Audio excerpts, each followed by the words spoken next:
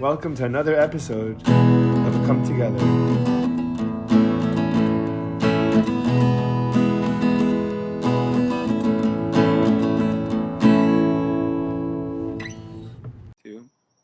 And we're live.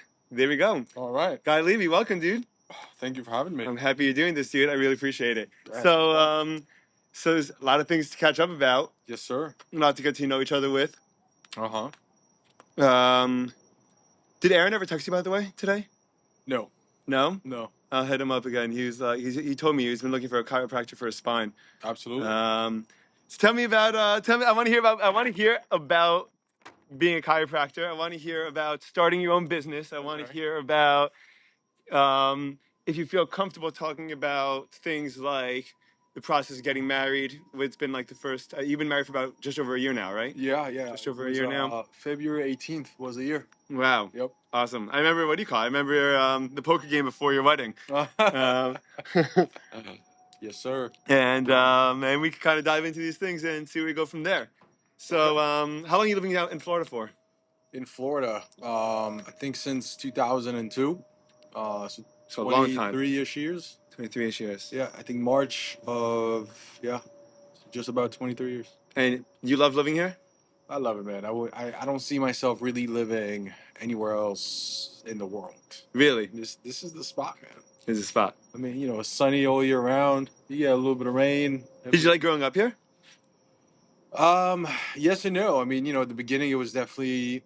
You were, what, 10, 12 when you came? I was 12, yeah. Yeah. It was definitely a culture shock.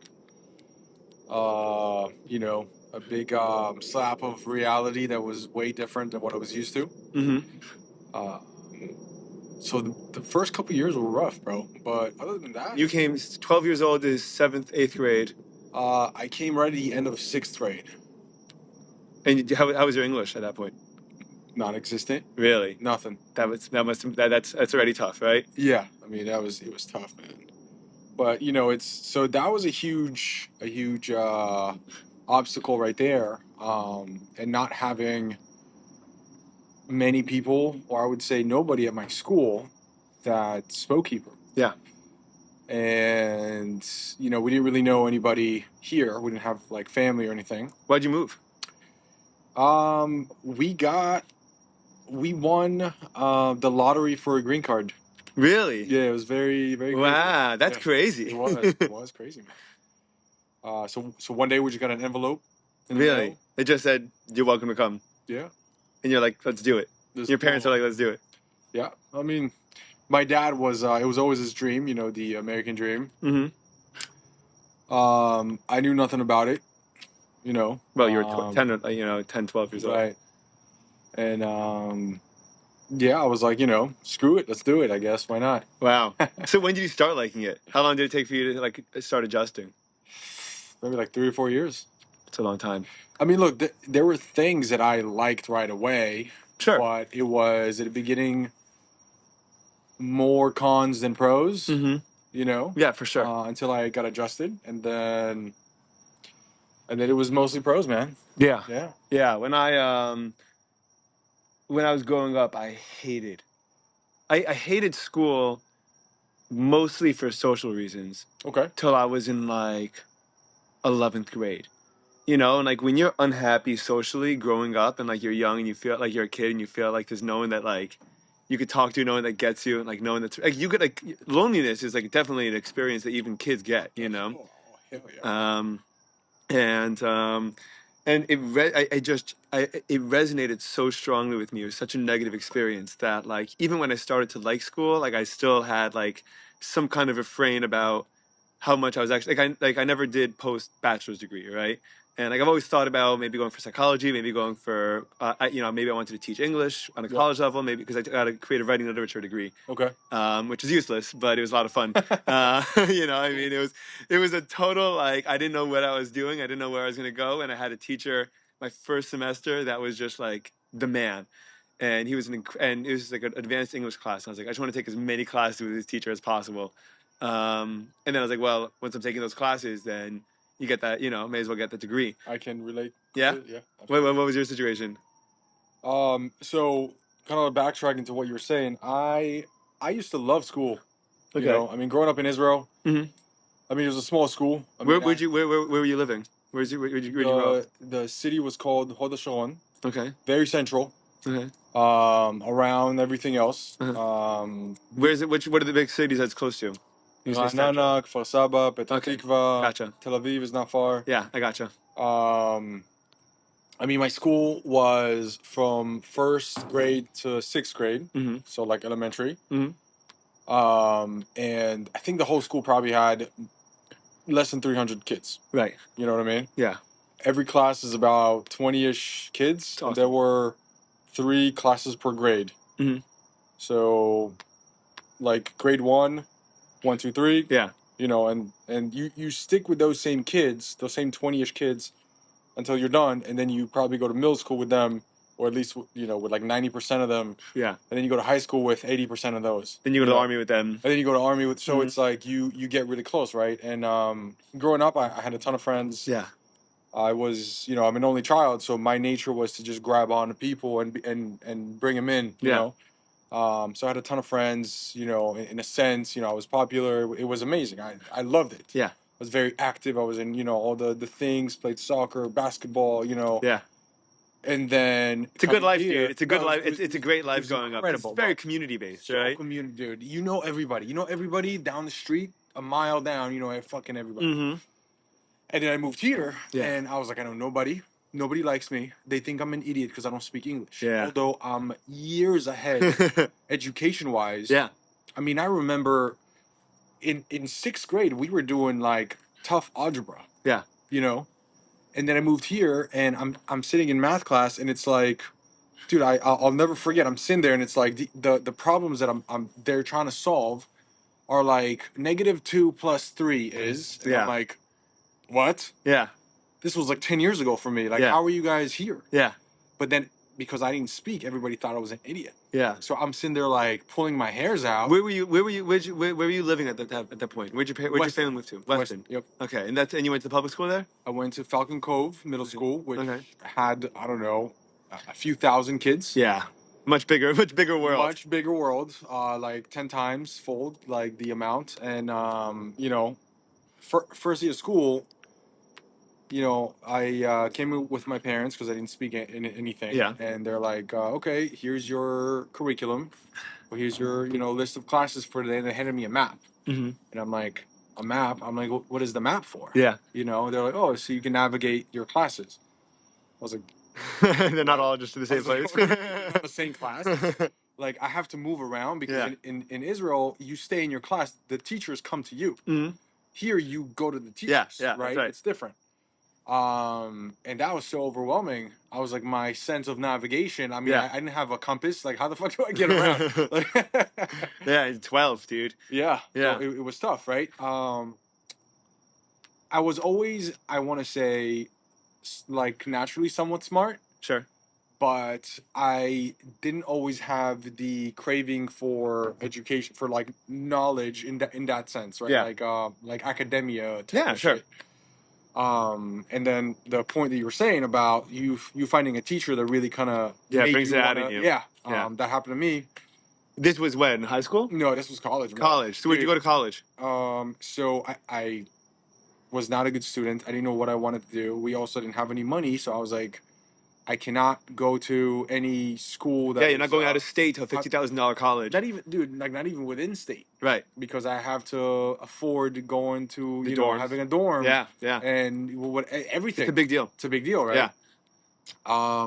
You know, I was fortunate enough to have the Bright Future Scholarship that covered a decent amount. Mm-hmm. And then for financial reasons, we had, you know, financial aid. Mm-hmm. So between the two, Yeah. my schooling was paid for. Nice. As long as I maintain a certain GPA. Which wasn't hard. Only an idiot. I'm sorry. I don't mean to say it like that, but Yeah. It wasn't too hard to keep it up. It definitely was not hard. I mean, even for a foreign student who barely spoke English. Right. So I didn't know what I wanted to do. At that point, What were you interested in? So I was big into fitness, working out, gym. You've always been? Always. I was always, you know. You switched at one point from into sports into exercise? Like you switched from like your passion being like, let's say playing soccer or playing sports to like, oh, how do I get like in shape? Sure, yeah. I mean, but to me it was a sport as well. Mm-hmm. I mean, Sure. Well, it is a sport. It's in the gym, but it's like bodybuilding, right? Yeah. Yeah. And I actually loved it more because it was more on me, Mm-hmm. right? Like I didn't depend on you to be good for me to Yes. win. It was all about me being Nice. Nice. good. You're the source of your own success. Yeah, and that was something that just like I was like, okay, I can hold myself accountable. Like I'm pretty good at that. I always had to take care of myself anyways, being an only child. Yeah. So I was like, this is perfect for me. I mean, that's how I got into like bodybuilding and stuff. I was like, And how old were you when you started working out like that? probably 15, 16. And you're pretty tall, right? Were you 6 feet, 5'11"? 6'2"? Uh-huh. Really?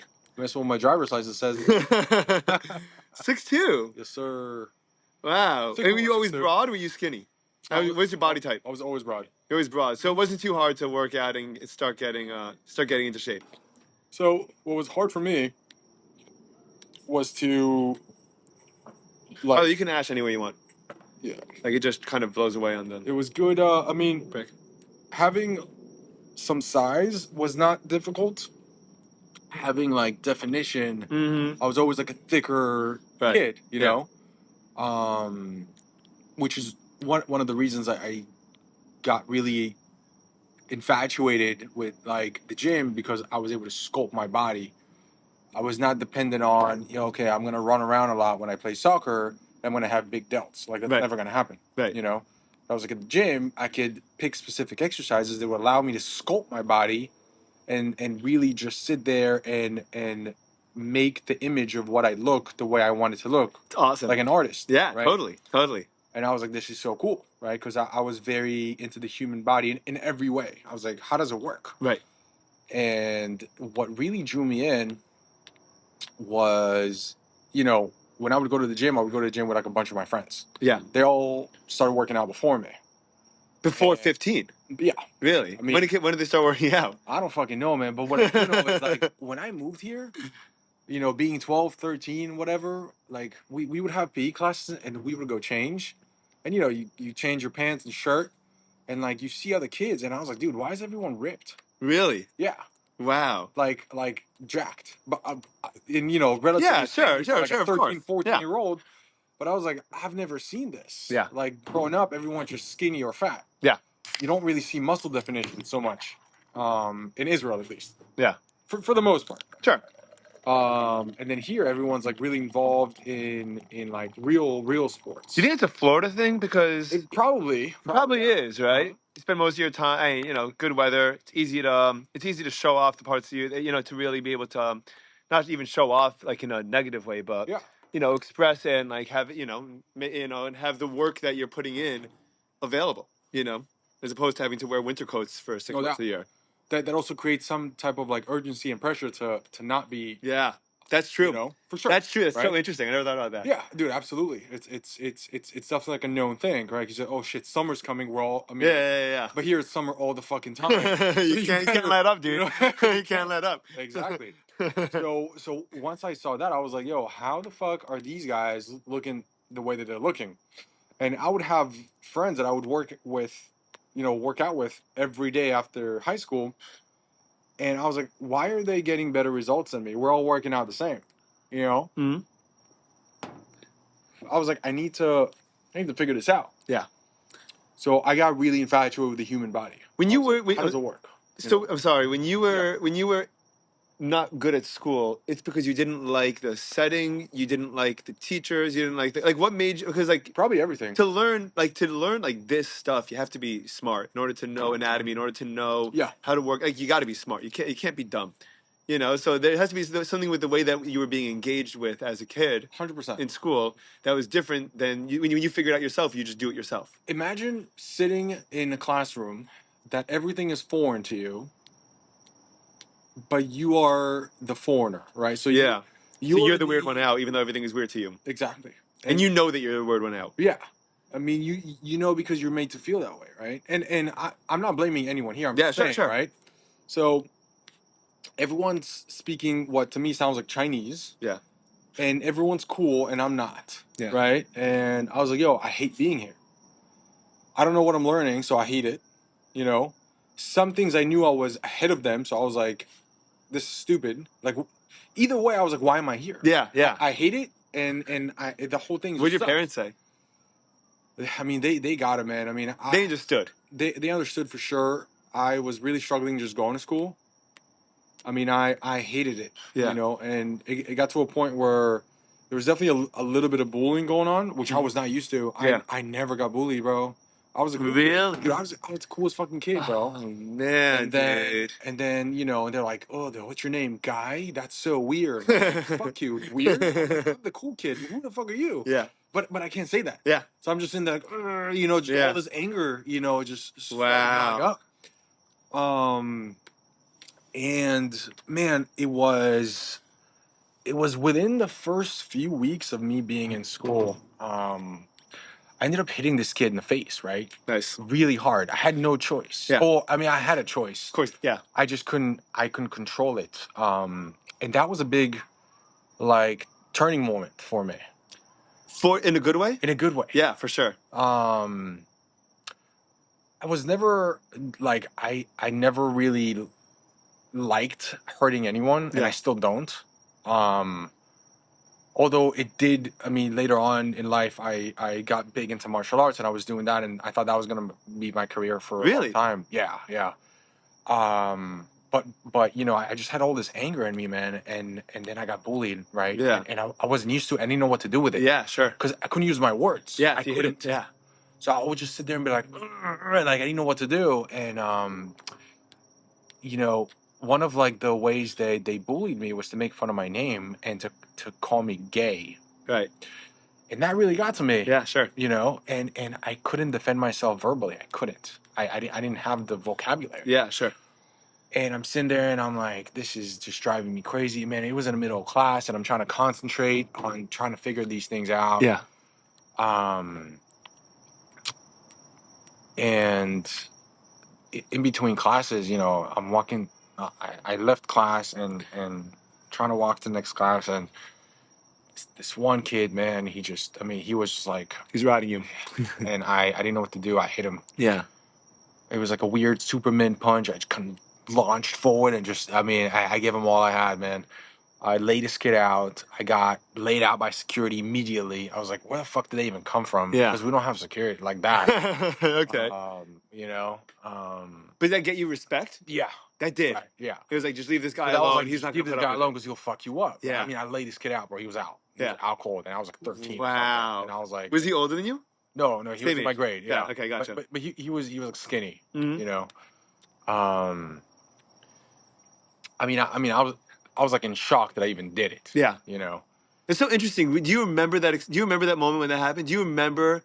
Dude, I remember the feeling, bro. You remember the feeling? Dude, I was scared after because the way that it was a huge school, right? So they had like a whole process. They had like all these security people and which did these big black guys, right?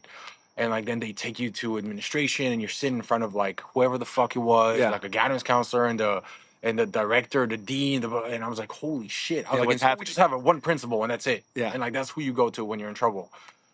And like I don't know these people. I'm like, am I going to jail? Yeah. Like it was crazy, dude. In Israel, we used to get fights all the time. And it was nothing happened. Friendly. Nothing happened, bro. Nothing happened.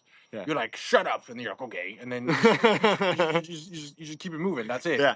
But here, bro, I'm sitting in front of like this principal and the dean and the vice president. I'm like, what the hell is it? Like they like restrained me. I was like, this is nuts. Yeah. You're 13. I was 13, bro. Jesus Christ, dude. I can't imagine. Oh, yeah. Okay. And you remember the feel? Was it adrenaline? Do you recognize it now as just like adrenaline? Was it anger? Was it both? It was everything, bro. I was so angry, and I didn't know what else to do. I just longed. I mean, I don't need like. Yeah. I want to say it was voluntary, but it kind of wasn't at the same time. It was like a reaction. I don't know if anything is voluntary like that when you're 13 and you're responding to, like, there's so much shit going on in any 13-year-old's life in general. Yeah. And I mean, like, when you say voluntary, I don't think it means the same thing as someone that's just like a mature adult that's just acting like a regular, like, okay, I volunteer to come over and sit down and hang out. I volunteer to go spend my time or like be, do good things or bad things, whatever it is. It's not the same thing, dude. I definitely didn't want to like hurt him for the sake of hurting him. Yeah, you were just like, lay off shut me. the fuck up. Yeah, man. Like leave me alone. Mm-hmm. So that kind of established some type of like boundaries. Sure. Right. I was like, I guess people are like, just don't fuck with him because he'll fucking lay you Yeah. out. Yeah. Um, Awesome. By the way. it's awesome because it allowed me to just breathe, man. Yeah. Like It gave you just space. gave me space. Just Yeah. leave me the fuck alone. Yeah. And then I slowly started making friends. I mean, it wasn't all amazing after, but it was way better. Sure. It just gave me a little bit of distance and space to just breathe and establish myself and not feel like someone's like on my shit all day with some Yeah. bullshit, you know? Yeah. Wow.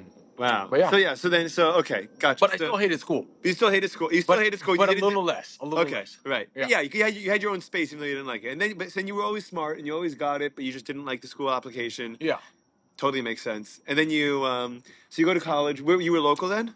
You were Right. local to So college? I stayed. Okay. So I still didn't know what I wanted to do. I just knew that I liked working out. Okay. And I was like, Did anyone give you any advice based on that? not really, man. You were just like, oh well, tough, figure it out, like be an accountant. Whatever. Here's the difficult part, right? Like, since my parents didn't grow up here, Mhm. they don't know like degrees. Like, they don't know. Oh, Totally you different could world. go, yeah, you know. So my mom's a doctor. My dad is an entrepreneur who Mhm. in Israel made a really successful business. And although he didn't have the knowledge, he hired people to work for him who had the knowledge. Mhm. He hired engineers, Sure. and his business was to put hot water heating into like country clubs, hospitals, buildings, Nice. all that. Cool. So he learned engineering through his workers. Yeah. But he never had. He was never formally educated. Like No. that. Right. No. You know, back then, it wasn't much, especially, you know, he didn't come from like a family of wealth, so Mhm. he kind of had to put himself through Sure. life.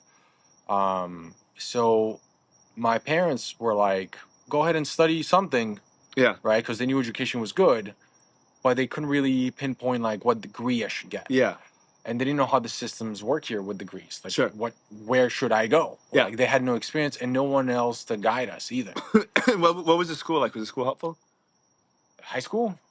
Yeah, were they helpful in like guiding you towards like, No, oh, here you not are? re- I mean, Not really. I mean, it was all about like, okay, take your SATs and get into a good school. But I was like, I knew I cannot afford going to a good school. Right. I knew I can't go to UF or UM or UCF. UM's private, right?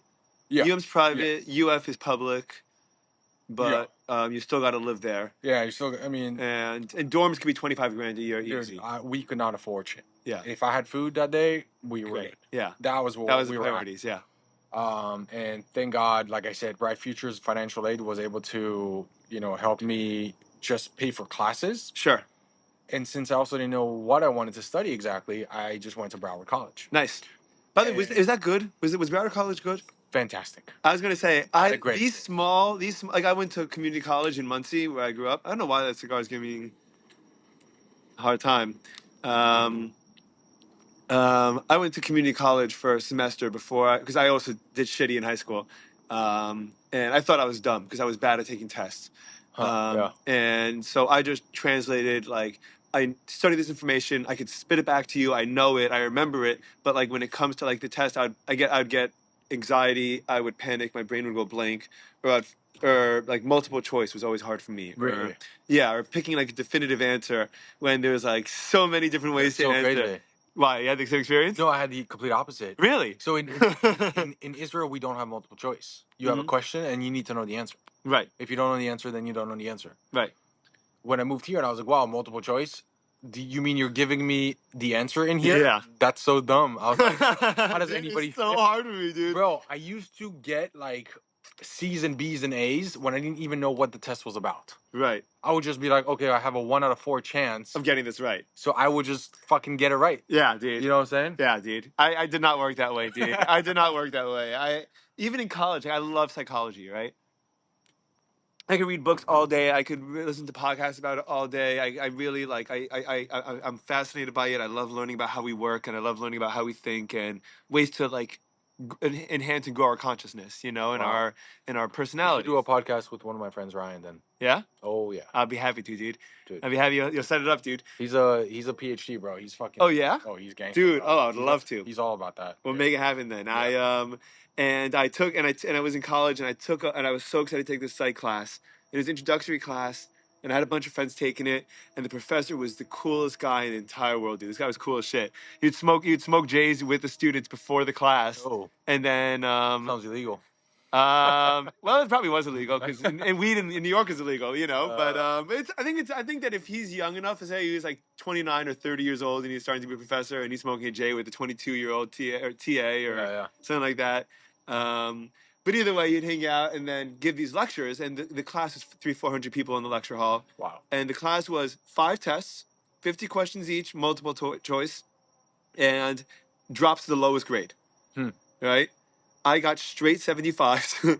I could not figure out the multiple choice because I always felt like there was always another answer that could fit too, and I'd Usually always how it is. overthink it. And I'd always double. And by the way, it's a consistent theme in my life that like that when it comes to like performing, I get in my own head, and I really Yeah, it sounds like it for sure. dude, I would play like I'm a solid basketball player. I'm not a great basketball player, but I'm definitely solid. I was definitely solid growing up, you know. And I child for I play with all my buddies from the basketball team.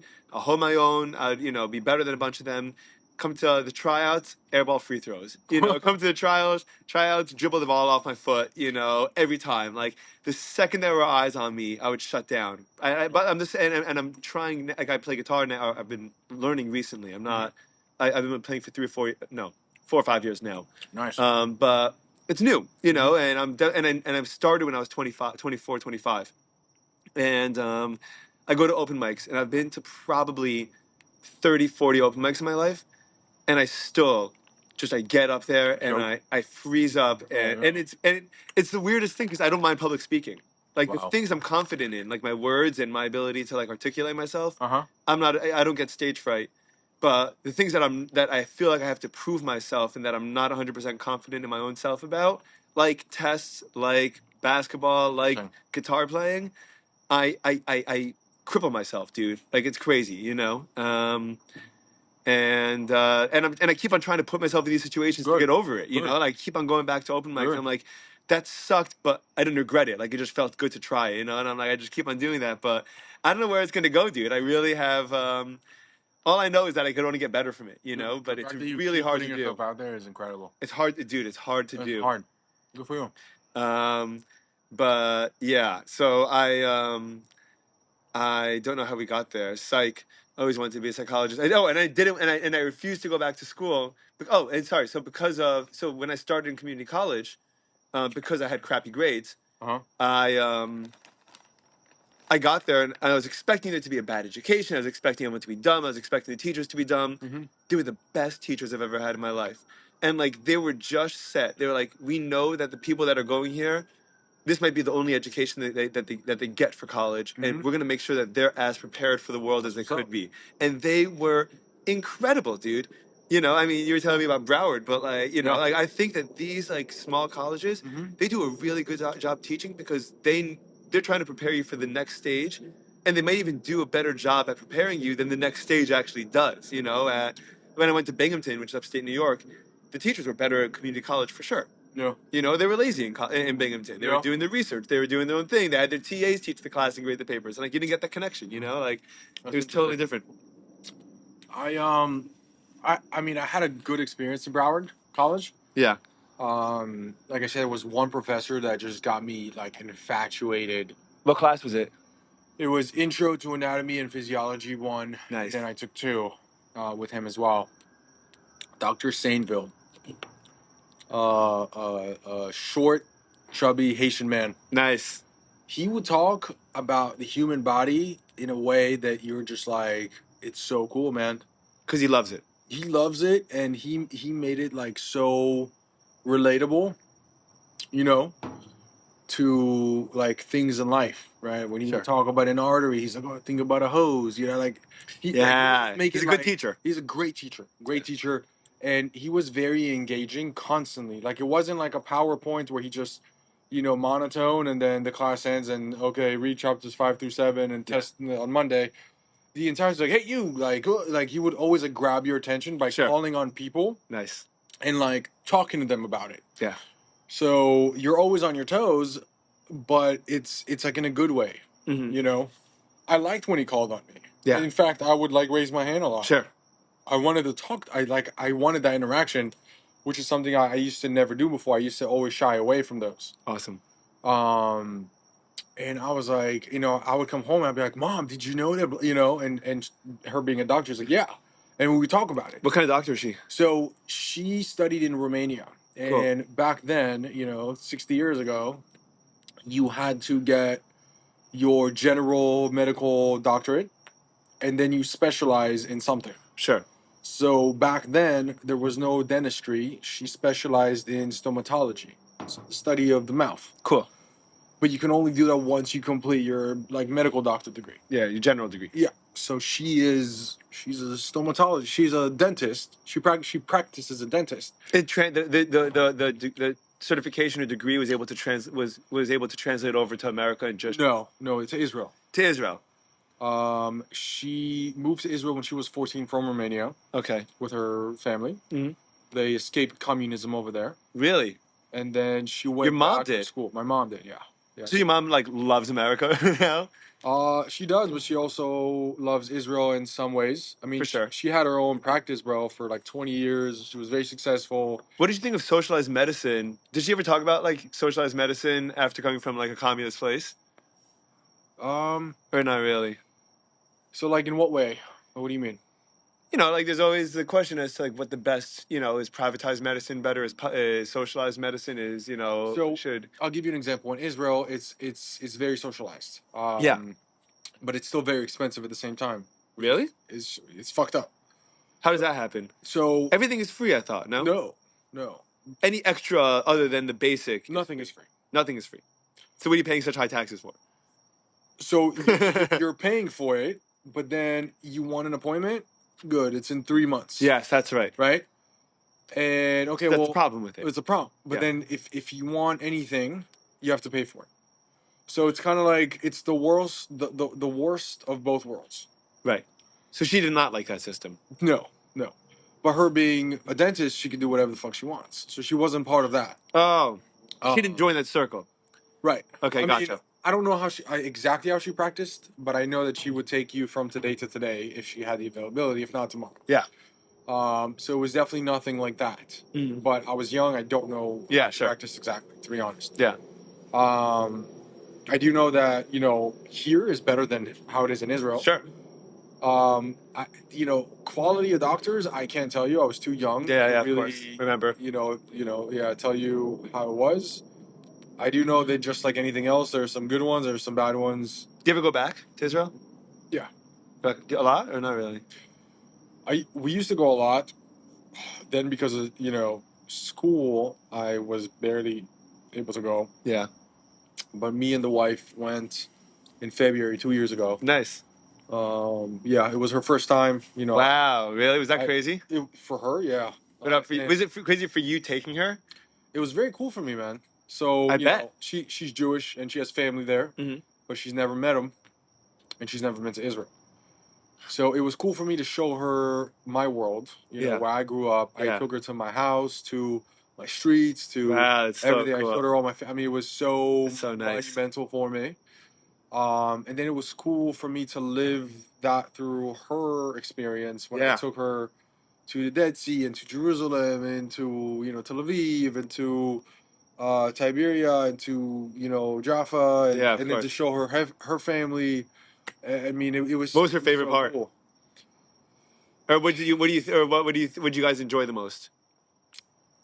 I mean, dude, every day. How long were you there for? Right, so we were only there for I think maybe 10 or 12 days. Yeah. I feel like that's the average trip, and you can't afford to do longer, but it's not enough to really do everything. Right. Everything, So every single day of those, maybe it was 14 days. I don't know. Yeah, sure. Literally every single day, we woke up at 6:30 in the morning, and we did some shit, and we came back at night. Yeah. We traveled every single day. We took the car and we traveled somewhere. What was driving there like? Everyone says it's notoriously terrible driving in Israel. Yeah, it's a shit show. Dude, the GPS doesn't even know where to take you. He's like, maybe left, maybe you're right. You're like, what? And my family lives in the West Bank. Really? Yeah. So for her, we crossed the border, and she's like, "Why is there a border here?" I'm like, "No, it's okay. Don't worry about it." Yeah. And she's like, wait, what? I was like, just, it's cool. You know? Be chill. Be chill.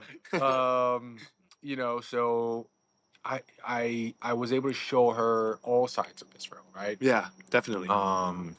You know, in the West Bank, I don't know if you've been, but I've been to parts of it. Yeah. okay. It's very mixed. The Hmm. population Sure.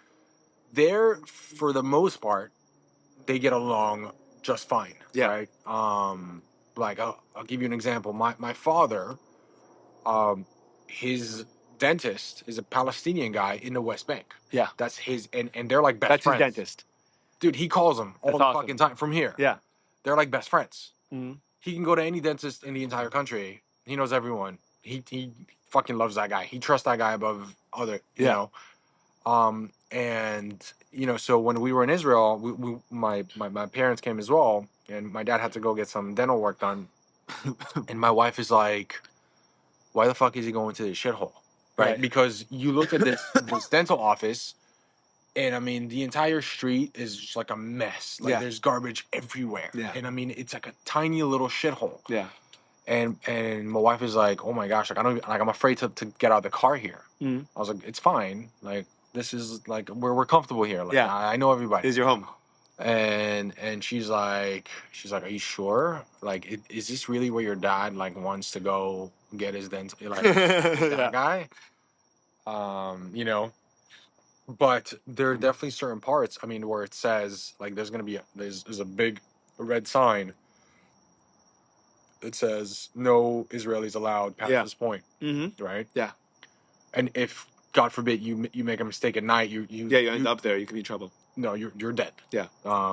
You know, so there are definitely some sketchy moments where she was like, I'm not like I don't want to be here. I'm not comfortable. You know, so I had to take her to certain places and not to take her to others. Okay. Don't get me wrong. I don't want to go there either. Yeah. Right? I mean, I'm not welcome there either. Yeah. But she's like, I don't get it. Like, how is this Israel? But Yeah. it's not. Yeah. You know. Yeah. It's you know it's messy for sure. It is. Parts in the West Bank, they're divided into parts A, B, and C. Right. A is Israeli, B is mixed, C is do not fucking cross. Mm. And you cross, you're not making it home. Yeah. Like 99%, you're Yeah. not making it home. Yeah. You know, and she's like, I don't understand. You know, so there was a lot of like education for her. She got to see a lot of things that now make sense to her before she didn't get. Yeah. I feel like a lot of people can use that, you know. Absolutely, yeah. Can use just walking a mile in those footsteps, you know, Oh, dude, in those for sure, shoes, bro. you know. For Like sure. it makes such a big difference to just, you know, it's so funny because it's such a, it's I don't know why it's the topic that everyone just feels entitled to have such a strong opinion about. I don't know either. I feel like, yeah, I don't know either. I really don't, especially when I have zero skin in the game. Yeah. No, they have nothing to lose by having a dumb fucking opinion. Yeah. Where I'm like, shut the fuck up. You know nothing about the topic. I Right. don't know. You saw some shit on TikTok, Yeah. and now you feel like you know something, but you don't. Yeah. And the fact that you're speaking this way makes other people speak this way, but my people get hurt because of that. Yeah. Or the other side gets hurt because of that too. Yeah. Sure. Right. Yeah. It's the same thing. Yeah. Yeah, it's weird, right? It's weird. It's strange. It's weird, but yeah. It's weird because you're far from the only person I've heard say, you know, talk about family. Like my grandmother is actually Yemenite. Timaniya. Yeah. They're crazy, dude. I know. I'm Another half. species. Yeah. Yeah. Oh, you're half? Yeah, my dad. Really? Your dad's Yemenite? Yeah. Nice. Yeah. Love it, dude. So my dad's mom is Yemenite. Is your dad's first generation Israeli or No, eighth. eighth generation? They've been in Israel for a long time. Yeah. Wow. When did they go to Israel? I don't know the year, but if he's eighth, They've been in the Israel. he's eighth generation. Where is he from? Like which community? Where they live? King George, Hebron. Where do you know where they live? Jerusalem. Yes. No, they lived. Oh man. Because I know that Hebron is one of the older communities. Yeah. No, not there. Man, I'm blanking out right now. Yeah. But they have lived in that region for a long time. That's bro. amazing. Dude, That's they crazy. They fucking came on a donkey. You know what I'm saying? Yeah, dude. Yeah. My grandmother's family also did. They came Yeah. before. They came. They didn't come on. Was it Magic Carpet? Operation Magic Carpet, or the operation? There's an eagle. Flying Eagle, maybe.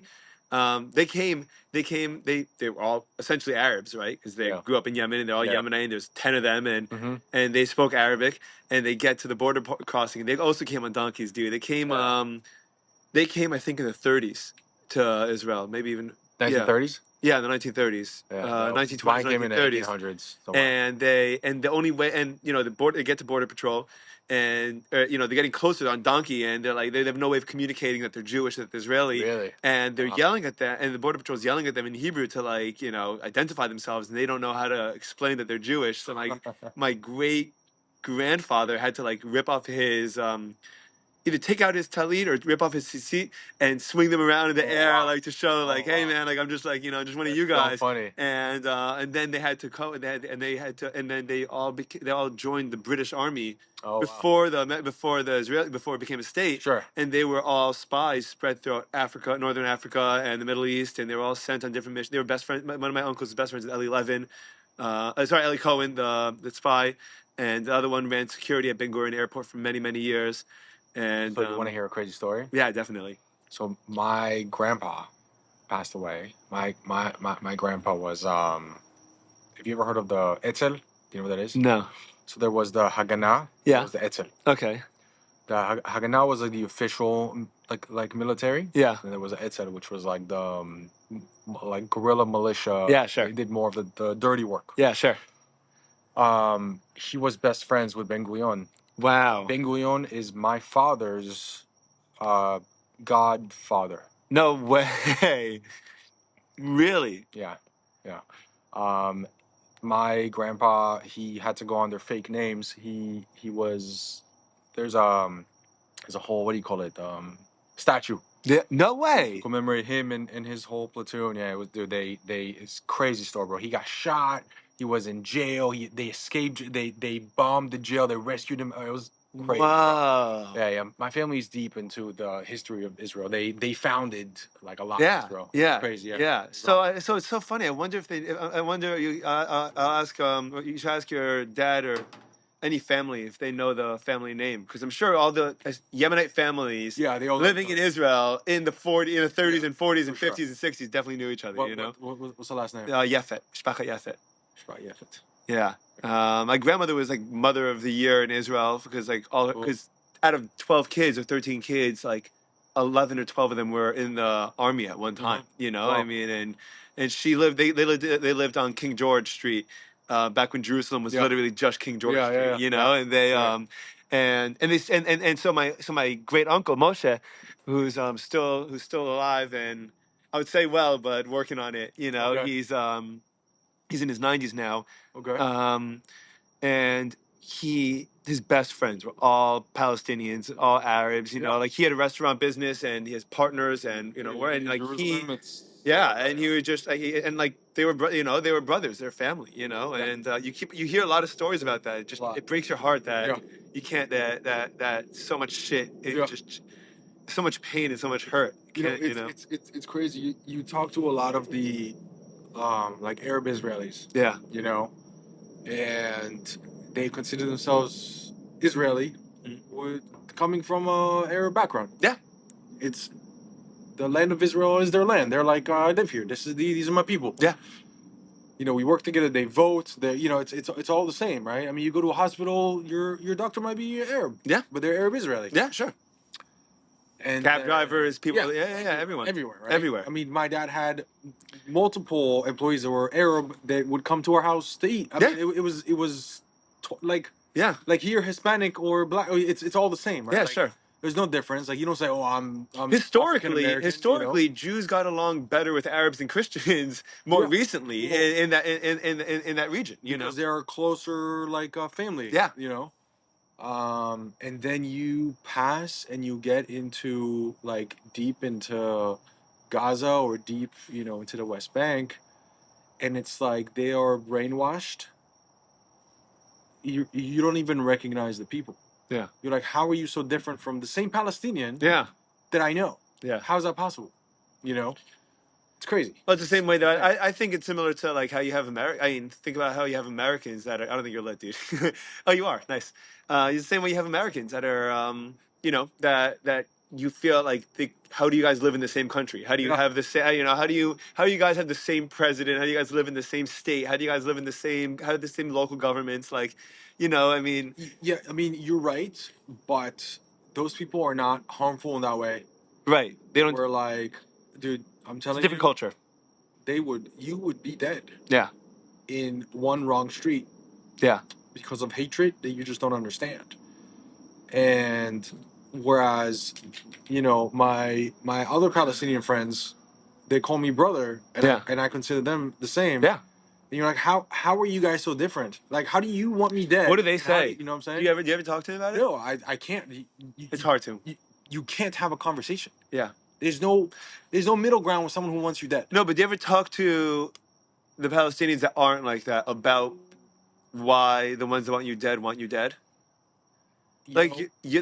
the people that you call brother, the Yeah. people that you consider brothers. You know. That was when I was younger, Yeah. and then after I moved here, you You lose lose trust. touch. Yeah, for sure. It's not. It's not the same. Yeah. And like as an adult, I've never really had that conversation. Yeah. It's And interesting. I'm I curious wish I how it would could. go. Yeah. I'm curious how it would Don't get go. me wrong. I have a few Palestinian friends that live in the United States. Yeah. You know, I also have other Arab friends from like Lebanon, Sure. from Egypt. Yeah. And for the most part, I would say they all say the same thing. They're like, "Yo, fuck the bullshit. That's the reason we live here, not there." Mm-hmm. Fuck the bullshit. That's the reason we live here, not there. Yeah, That's such a good attitude, you know, dude. and I agree 100%. Do you think so? Yeah, for sure. But it's because really, I mean, it's bullshit, right? Like, drop the shit. Let's just live. Yeah. Like, yeah, I get it. A million years ago, some shit happened. I don't even know what. Yeah. But since the beginning of time, like there was animosity and war beyond any other animosity that I About know. and around that region forever. Right. It was like that specific region. It's Right. crazy. So let's just drop it. Yeah. Like when are we just gonna drop it? Yeah. I don't know. You know? I don't know. Fucking I don't know drop what the answer is. I don't think. I don't know. I don't know. I'm kind of hoping that the same thing that I hope that what you're kind of seeing in America, and we're kind of getting a little sidetracked, but it's fine with me. I don't really care. Yeah. You're kind of seeing in America like replacement of like the old way is like really going through a lot of changes right now. Like a lot of like things that were considered authorities and a lot of things that were considered like the right way, no matter what, are like proven to be not Like anymore. medicine. Like medicine. It's huge, right? Like medicine, which is enormous, like news, which is enormous, like Yes. Absolutely. insanity. You can't trust shit anymore. You can't trust shit, dude. Every single person is so absolutely certain that their opinion is 100% correct, and that there's no wiggle room, and they'll quote their sources with absolute certainty, and like you end up in like totally different universes. Like how could both like someone's got to be wrong? Like it can't be that both people are totally right on totally different ends of the spectrum. Yeah. And I hope that, and I mean, I know that politics in Israel are a mess, and I hope that if you kind of, you know, leave space for a new perspective or a young perspective or someone new to come in, someone young to come in, you have a new generation of like young politicians. You have Tulsi Gabbard, you have JD Vance, you have RFK, not RFK, he's not young, but you have what's it called, Vivek Ramaswamy. You have like a lot of like young, exciting people, podcasters that are like breaking the mold, and in terms of news, in terms of getting information out there. You have Huberman, who's like redefining science, like redefining like what it means to be healthy, in a totally like holistic and new way. And I think that the whole world kind of just needs to like be like you need like a software upgrade, like we need a software upgrade. And I hope that it's kind of, I hope that America sets the precedent for like. So I'll give you an example. Right? So Please. I took my boards for my doctorate. It's like 5 board exams. What was that like? Awesome. It was awesome. You loved it. Well, you loved studying because it was all things you were interested in. No, but the questions on the tests were so outdated. You're like, I know what answers you want me to pick, but it's not right. Wow. So what do? You pick the answers they're looking for, but then you just apply your own knowledge however you want. Right. Yeah, so that's stupid, dude. It's funny. I teach high school English, and I talk about this all the time. But I'm like, I always think to myself, like, what am I actually trying to teach them? Like, what are they supposed to walk away with in 10th grade or 11th grade or 12th grade or 9th grade? What are they supposed to walk away with from English class? ChatGPT writes perfect essays for them. Perfect. You know, like I don't have to teach them essay structures anymore because they're not going to be writing formal essay structures ever again. By the time these guys are in college in 4 years, the entire world's going to be unrecognizable. Crazy. You know, so like, am I going to waste my time and their parents' money? And like, I mean, it's a private school, right? It's a Jewish private school. Oh, is it? Yeah. You know, yeah, it's in North Miami Beach, Cool. and I'm like, I don't want to just waste your time to just check a box that historically was always the right way. Yeah. What can you guys learn that'll actually be useful for your lives, like, Yeah. and applicable, you know? And I do that, and thankfully, you know, I mean, it's a school that gives me a lot of flexibility to just teach whatever I want, and they don't really Amazing. care. Amazing. But you know, like I think that we have to just do that. Like, why is that textbook, you know, so outdated? You know, why is So here's the thing. The standard of care, now we're talking about healthcare, yeah is going to depend on the textbook. okay The textbook doesn't get updated every year. It doesn't get updated every 2 years. No? It's lucky if it gets updated once a decade. really I mean, it depends, but sure. generally speaking, Okay. how often do you fucking update a book? And if you do, what do you update? Like that? What that are you one updating? thing, Right, yeah, I yeah. mean, studies come out every day. Yeah. Yeah. And when you talk about a textbook, I mean, you're talking about like anatomy. Like you're talking about so much in Sure. one textbook. Yeah. I mean, think about my like pathophysiology, pathology books, Mhm. like study of diseases. Yeah. You know how much information is in that book? Yeah, Good you luck know- updating it. Yeah, and Like, I mean, I think about how much changed in the last 2 to 4 years Yeah. of our understanding of that. correct. You think they're going to just throw the whole textbook out and start over? Right. Well, potentially you should. You should, but You- they're not going to because you can't because it's an enormous amount of work and no one wants to do it. If it's already been established that this medication is used as a standard of care for this condition, they're not just gonna get rid of this medication that took $1 billion to make in research in the past 10 years Yeah. just because we know that it's not Right. as Exactly right. effective Yeah. Exactly right. as we thought it was. Yeah. Because now, good luck Yeah. changing that. Yeah. So I mean, we're talking about the AMA. I mean, we're talking about these huge government bodies that structure standard of care Mm-hmm. that control. AMA is American Medical Association. Yeah. Nice. Yeah. That control the entire standard of care for fucking everything. Mm-hmm. For them, it's they're losing money if they have to change that every time. Yeah. So they don't. They're not incentivized to. Exactly. That's the problem. It's so you know it's it's funny that you say that.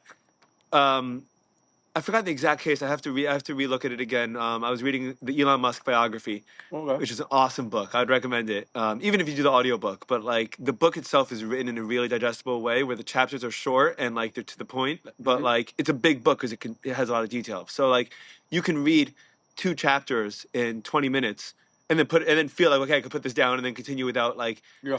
I get overwhelmed if there's a 30-page chapter. yeah. I'm like, I'm never gonna finish this, you Right, know. right. So he does a really good job writing that. One of the things he talked about was that Elon Musk was complaining about when he was trying to get government contracts for Starlink, and he was saying like, why are you funded? Like, the structure was essentially the government's gonna fund you until you succeed. He's like, you're not incentivizing them to succeed because when they succeed, that means that they have to look for a new contract and start over. He goes, they're incentivized to slow down because they're being supported until they finally officially make it. He goes, and then he sued the government to try to get rights to the contracts, and he won. He was like, if I could do this in a fraction of the time at the fraction of the cost, why are taxpayers paying for years and years and years for these companies to be incentivized to not be successful? I'm gonna blow your mind. Okay, let's do it. The same thing. Yeah. Imagine taxpayer dollars, not maybe 100% of the research, Sure. but A big chunk of it. 70% Okay. is being funded by you and me for a new drug, right? Studies done, they got the results they want. Now they get the approval to go ahead and use this medication for whatever. Now that is being the new standard of care. Now bazillion people get that every day, every week, every month, every year. It goes that big. We funded the research. Okay. We get zero back. We get nothing for it, is what I'm saying. We are the investors. We're the investors in the research, and we don't get the benefit of the Money. Yeah, it's like investing in a company and then saying, okay, now we're going public. Good luck. See you later. We're raising our own money. Right. What the fuck is the point? Right. So what do you think? What do you, do you think do you think the justification is, well, it's to make everyone's lives better and we wouldn't be able Good. to do it So without don't this? make the drug so fucking expensive if I need it. Yeah, well, that's the other problem. Then why the fuck do I pay for healthcare? What do you think of RFK? Do you like him? I fucking love him. I love him too, dude. Yeah. I'm so happy you say that. I mean, don't get me wrong. No one's perfect. No one is perfect. I like a lot of the things. Yeah. Here's what I actually like about him. I like the fact that he's questioning things and he makes other people question things. Yeah. Because up until COVID, really, a lot of people like RFK were talking and no one fucking listened. Yeah. COVID happened, made a lot of people question shit. Yeah. I love that. Not because I hate vaccines. No, not at all. Yeah. But it made you question. It made you wait a second. Questions are always good. Is there something here that I didn't know about? Mm-hmm. Am I just taking this because this is a status quo? Am I supposed to get the flu shot every year no matter what? Yeah. You start questioning things and all of a sudden the reactions were weird, right? You're like, whoa. Don't ask the questions, just trust the science. If the science is sound, Yeah, of course. Why can't I look into it? Yeah, of course. If it's sound, if it's perfect. That was the one thing that's the one thing that always that bothered. So it's funny that you say so. That I had that argument with my mom because my mom didn't get the COVID vaccine when it came out, and I got it mostly because I didn't dream in a million years it would ever be harmful.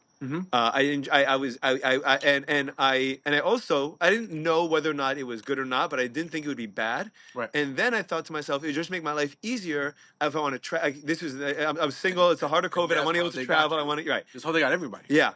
And I remember arguing with my mom at the Shabbat table, and we were talking about the vaccine. She's like, "Oh," I'm like, and I remember saying to her, "Do you think that these companies are trying to screw billions of people, and it's just a giant conspiracy that no one knows about?" And I remember saying those words to her, and I remember thinking like, "You have to be crazy, like." Mama, you are out of your mind, you know? And I was 1,000% wrong. And like when that happened, everything changed, dude. Yeah, everything changed. Everything changed when I was like, oh, wait, you don't mind lying to billions of people. You don't mind if billions of people could potentially get hurt. And so what else do I believe now or not believe? But I actually think that that's overall healthy. Like, I actually think it's overall good to be able just to say, like, how do you know? And if someone gets upset about something, there has to be like a root to what's upsetting you. Are you upset because you're insecure about the question and you don't feel like you could answer appropriately? Are you insecure because you don't want to think for yourself and so someone else thinking that actually forces you in an uncomfortable position? Like, what are you insecure about? What is causing you to be upset? So for me, I guess what caused me to be so upset was I didn't dream that this kind of corruption could ever exist. And now that it does, it's very difficult to really, it's not difficult to trust anything, but you want to hear why more than ever before. So That's all let me you want tell to you hear. something. When you graduate from any type of medical school, whatever, right? Mhm. When I was graduating, you stand up in front of everybody, in front of the entire board, the entire guests, family, class, everything. right? You put your right hand on your heart, Yeah. and you have to say the Hippocratic oath. Uh-huh. The first thing that you say as part of that oath is do no harm. What does that mean? Part of that means that before I do any type of treatment, any procedure, anything, I have to give you the informed consent. I have to tell you, what am I doing? What is it good for? What happens if you don't do it? What are the risks of doing it? What are the risks of not doing it? How mindful are you of that, typically? All the time. All the time. I have to. You always do it. Yeah. Good for you. To an extent. Yeah, of course. Because I'm gonna give you all your intake to fill out, and then at some point you're just gonna start signing shit. Mm-hmm. Part of that intake at the end is the informed consent. Yeah. No one fucking reads it. Yeah. So Good for you. At the very least, I'm gonna verbalize a couple things. Hey, you might be a little sore tomorrow. Here's what I do. Yeah. Right. I'm gonna move some bones. You might hear some popping, cracking. Perfectly normal. If I don't do it, you're still gonna be in that same restricted position. joints are going to be fixated. It might, you might continue on this pattern. It might continue to cause degeneration. Whatever it is, right? Right. But you're going to clarify for them. Right. Yeah. Because you don't know what the fuck this is. Yeah. What was the last time you heard that with medication or a vaccine? Dude, when my wife was giving birth, and the doctor, she was giving birth, and this is the first kid that we had, and I had no idea what was flying, and she had no idea what was flying, and the doctor goes, "Okay, we're giving you this medicine now for the pain." I'm like, "What is it?" He's like, "Fentanyl." I'm like, "You're not giving my fucking wife fentanyl. What the fuck are you talking about?" And I was like, "What?" And you had to. It's not that and the way that I described it, I was talking to a friend. Actually, I was talking to Adam yesterday about the different. My wife was explaining the difference between a birthing center and going to the hospital, and I was like, imagine having to constantly swim upstream, and that you have to you have to force answers out of them. What medicine is this? Do I need it? What's the point of this? And if you don't do that, they just assume that they're going to give it to you. And my wife was saying how in a birthing center, the tendency is much more. Here are your options. What are you comfortable with? Here's what we can. Here's where we can go. Here's what we can do. That's how it should be, right? That's the way it should be. Yeah. I mean, think about vaccines. How many vaccines does a child get from the moment they're born until the moment they're 3? It's over 70, right? Right. Now. Exactly. How many of those do you know what the fuck those are? No. Nothing. You just follow the standard of care. Yeah. You trust the system. Yeah. Don't get me wrong. Because it's overwhelming, by the way. It's overwhelming because you don't know what to do. Exactly. And you want to trust the government. You want to trust your doctors. You want to trust until the COVID hospital. happens. Right. But then you're like, wait a second.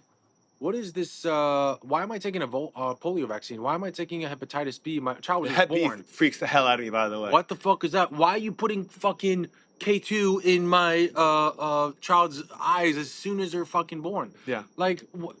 Hold on. Can you explain this to me? Yeah. But if you say that, then you're a conspiracy theorist. Yeah. Well, why? Why the fuck is that? Pediatricians will throw you out of their office. Exactly. They won't even take you as a patient or their child, right? But you're like, why? I'm just asking a question. Do you think that they believe that that's falling under the do no harm category, and so that's why they feel so strongly about it? It is insane to me. It's insane to me that the fact that I am asking you, what is this for? And is this, can you tell me more about this treatment that you're about to provide on my 1 second old child? Yeah. Puts me in a conspiracy theorist category. Yeah. Dude, do no harm means I need to make an informed decision about anything that you're about to do to me. Yeah. If that doesn't happen, that's harm. Yeah. Period, right? Yeah. I mean, and if I choose to go along with it, fucking awesome. If I don't, then that's also fine, because that's my right. That's my freedom as a human being on this planet. Mm-hmm. You're taking that away from me by not informing me or not questioning anything or, not asking me anything. Yeah. That's fucked up. Yeah.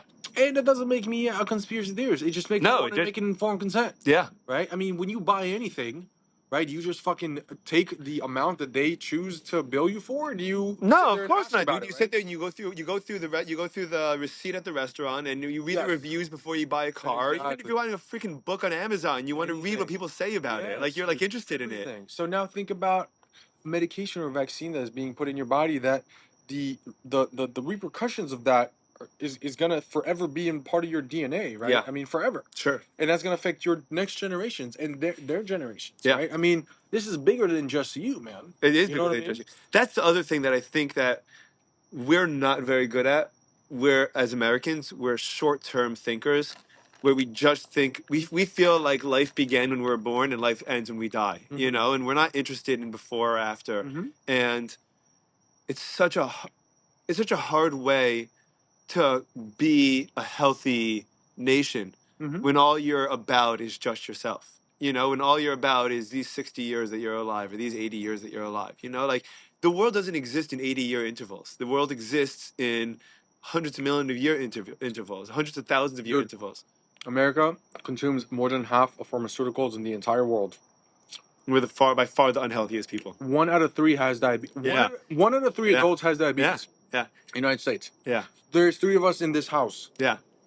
I don't have diabetes. Odds are one of them. The odds are one of us does. Yeah. And if not, then sit in the other house, 2 out of 3 have it. If you know what I'm saying? Yeah, sure. That's fucking insane. Yeah. That's a type of disease that is going to affect your quality of life, your longevity, and the next generation. Generations. and also the kind of home your kids grow up in. Of course, bro. You know, I mean, That's what I'm talking growing up about, in a right? home where you're like, dude, even for myself, some of my fondest memories growing up are like, you know, I grew up in upstate New York by Muncie area. I don't know if you've ever been there, Mhm. but it's about half an hour north of Manhattan, Mhm. and big backyards at the time, quiet neighborhoods, and my dad and I would go to Modell's when I was like 8 or 9, and we'd either go bike riding, which was always a great activity. Mhm. We go to Modell's and would buy a bucket of baseballs, like one of those like buckets, Mhm. and then we'd go to the backyard, and my dad would just pitch baseballs to me, and I would just hit them, and then I would run around. We both of us would take turns running around the backyard, picking up all the balls and doing the whole thing again. We'd do Yep. it for hours, Yep. you know, and like just to have a moment in my life with my dad where we're being active together, we're bonding, and we're doing sports together, and there's communication, and I feel like he feels like he's proud of me, and I'm growing as an athlete and as a person, and Amazing. then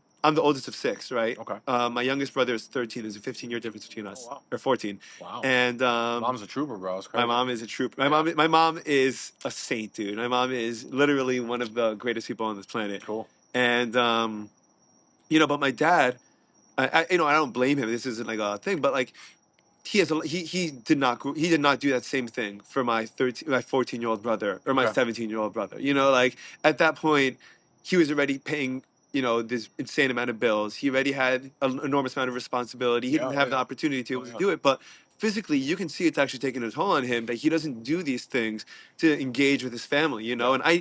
And I never, like one of these recently I've realized in the last couple of years, I don't ever want to be where I can't not only take care of myself but like interact with the world around me. And like health means so much to us, you know, Yeah.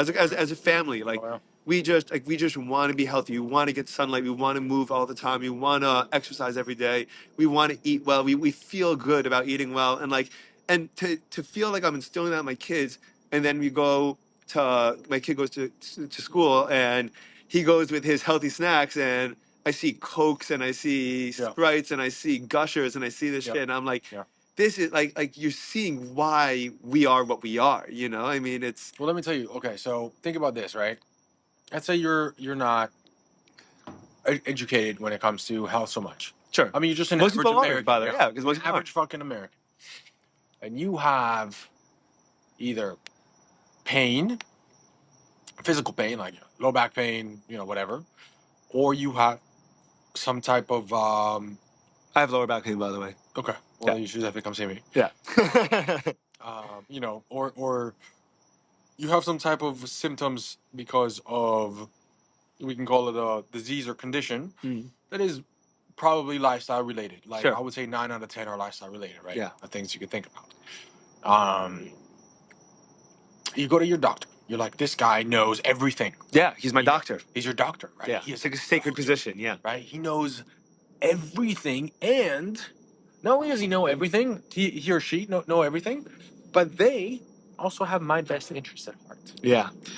They, whatever advice they give me, I'm gonna follow because they know best and they want me to be my best, right? That's the assumption we all make, and fuck my life that that's not reality, right? Because I sure shit wish it were. Yeah.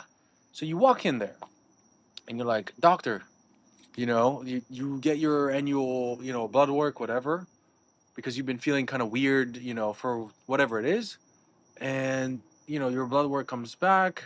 Doctor tells you, look, you're, you know, you're overweight. You're in that, maybe you're diabetic, maybe you're Like type 2, pre-diabetic, yeah. right? Yeah. Your blood pressure is up. You know, cholesterol is kind of We'll high. give you some Lipitor. We'll give you You some know. Ozempic, and we'll get you going. They give you immediately a list of prescriptions. You don't know what the fuck is going on. All you know is if you take these pills, the symptoms are gonna go away. Hopefully. Hopefully. Sometimes they go away. Sometimes they, you know, the instructions are, here, take this for 3 months. If it doesn't work, come back. I'll give you something else. Yeah. Or more. You still right. You still don't know what the hell is going on. You might hear like a fancy term for it, like diabetes. You don't know what the fuck diabetes is, Sure. right? Or why it happens, or Or how why it it's happens, or happening. how it's onset, or Well, anything. why do I have it now? I didn't have it Yeah. a month ago, you know, Or 5 years ago. or 5 years ago, right? But this this pill that my doctor, who loves me, is giving me is going to fix it. Mhm. The pill doesn't fix shit for the most part, right? Yeah. Some do, right? I mean, there's definitely conditions where that pill can definitely sure. fix whatever it is, right? But for the most part, it doesn't, because for the most part, it's lifestyle related issues, Metabolic a lot, right? whatever it is, right?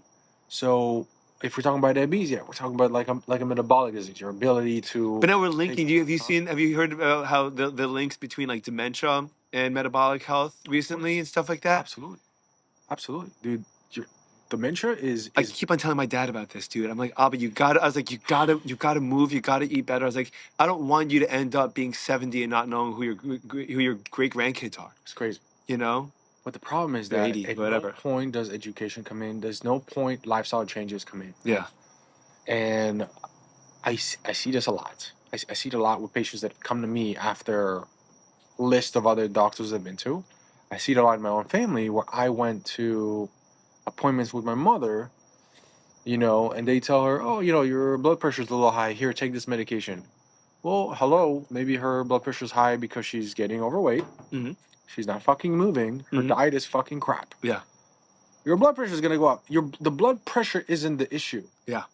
The blood pressure is a symptom It's of the an lifestyle. issue, right? Yeah. What the fuck is going on?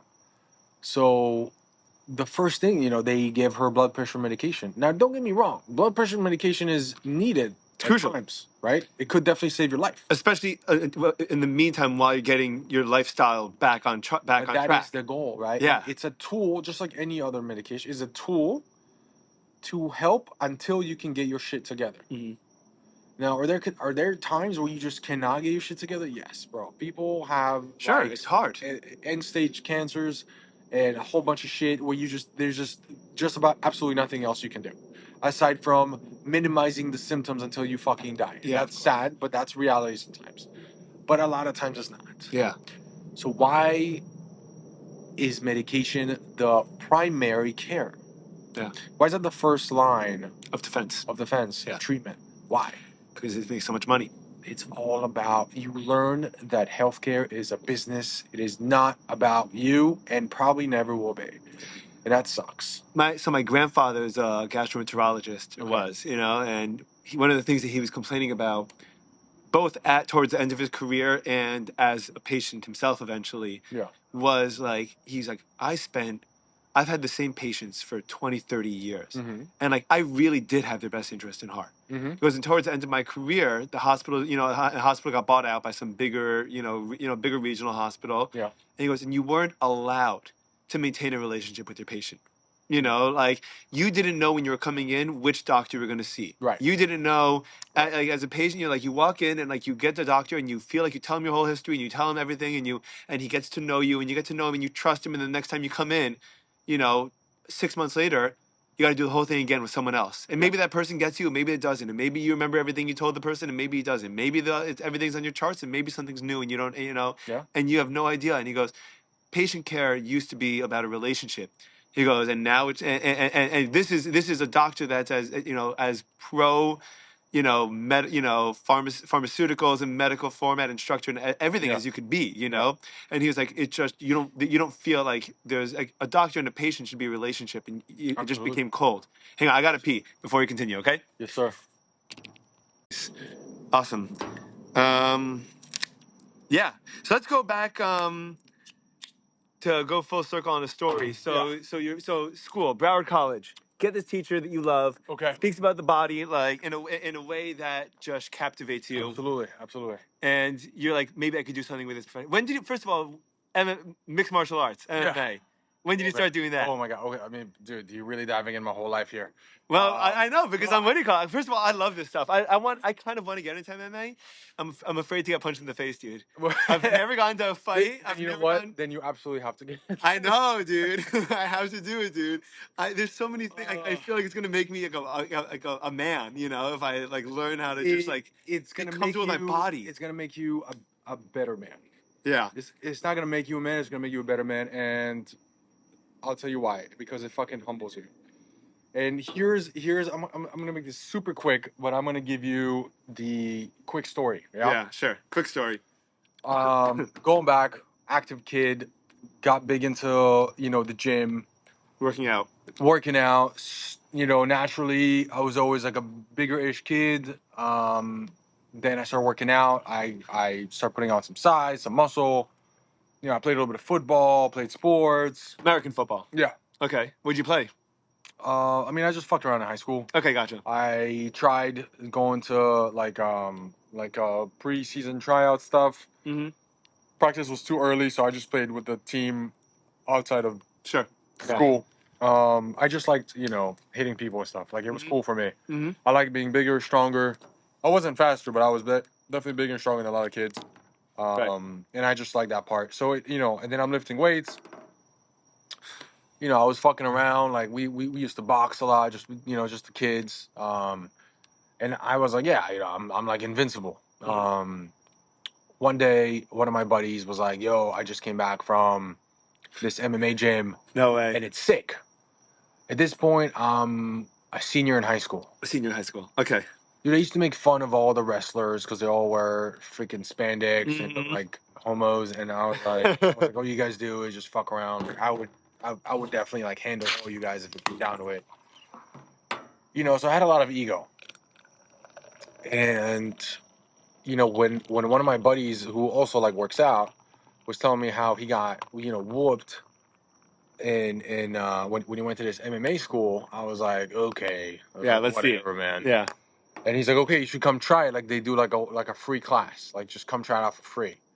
And I was like, oh, this is gonna be stupid. Like, they're gonna do karate. Like, I didn't know what MMA was. Yeah, sure. The UFC just started Picking up. I mean, we're talking about like 2009, maybe 2008, 2009. It wasn't even really on TV. You would catch it on like a YouTube or something, And who was fighting in 2009? It wasn't Conor McGregor yet, was he? Was he fighting? Conor McGregor was recently. Was talking about like 2000s. Tito Ortiz, Chuck Liddell. Chuck Liddell. Igor. Gotcha. You're talking about like old school, man. Yeah. Rampage. I mean, that's like Pride was bigger than UFC. UFC wasn't even like anything. Dana White didn't own it yet. Well, Or maybe he was just buying it. I think like UFC 5 was happening at the time. Now we're UFC 300 right, of course. 10 or 11, whatever it is. It's awesome. So like nobody knew what mixed martial arts was. I mean, if you practiced boxing or you practiced jiu-jitsu, that's all you did. That was martial art, or karate, or whatever. And then martial arts came in, or mixed martial arts came in, and it was like it was crazy, right? But no one knew what it was. Anyways, my buddy's like, dude, you have to come. I was like, okay, I'll go to this gay school you're going to. Little did I know that I'm walking into American Top Team. Right. That's crazy. The greatest school of all time, right? This is in Florida? Mm-hmm. Okay. I'm walking in, and I walked into, first it was like, I think like some type of, probably like a boxing class because it was more like stand-up, which was fun. I was doing fine. Because it was like a beginner's class. Yeah. I was doing fine. And then it was a jiu-jitsu class. No gi jiu-jitsu. No gi meaning without the outfit, right? Yeah. And the instructor was the famous Baga Ramos. He owned the school. Mm-hmm. I didn't know anybody. So to me, he was just a dude. Brazilian guy who spoke weird English.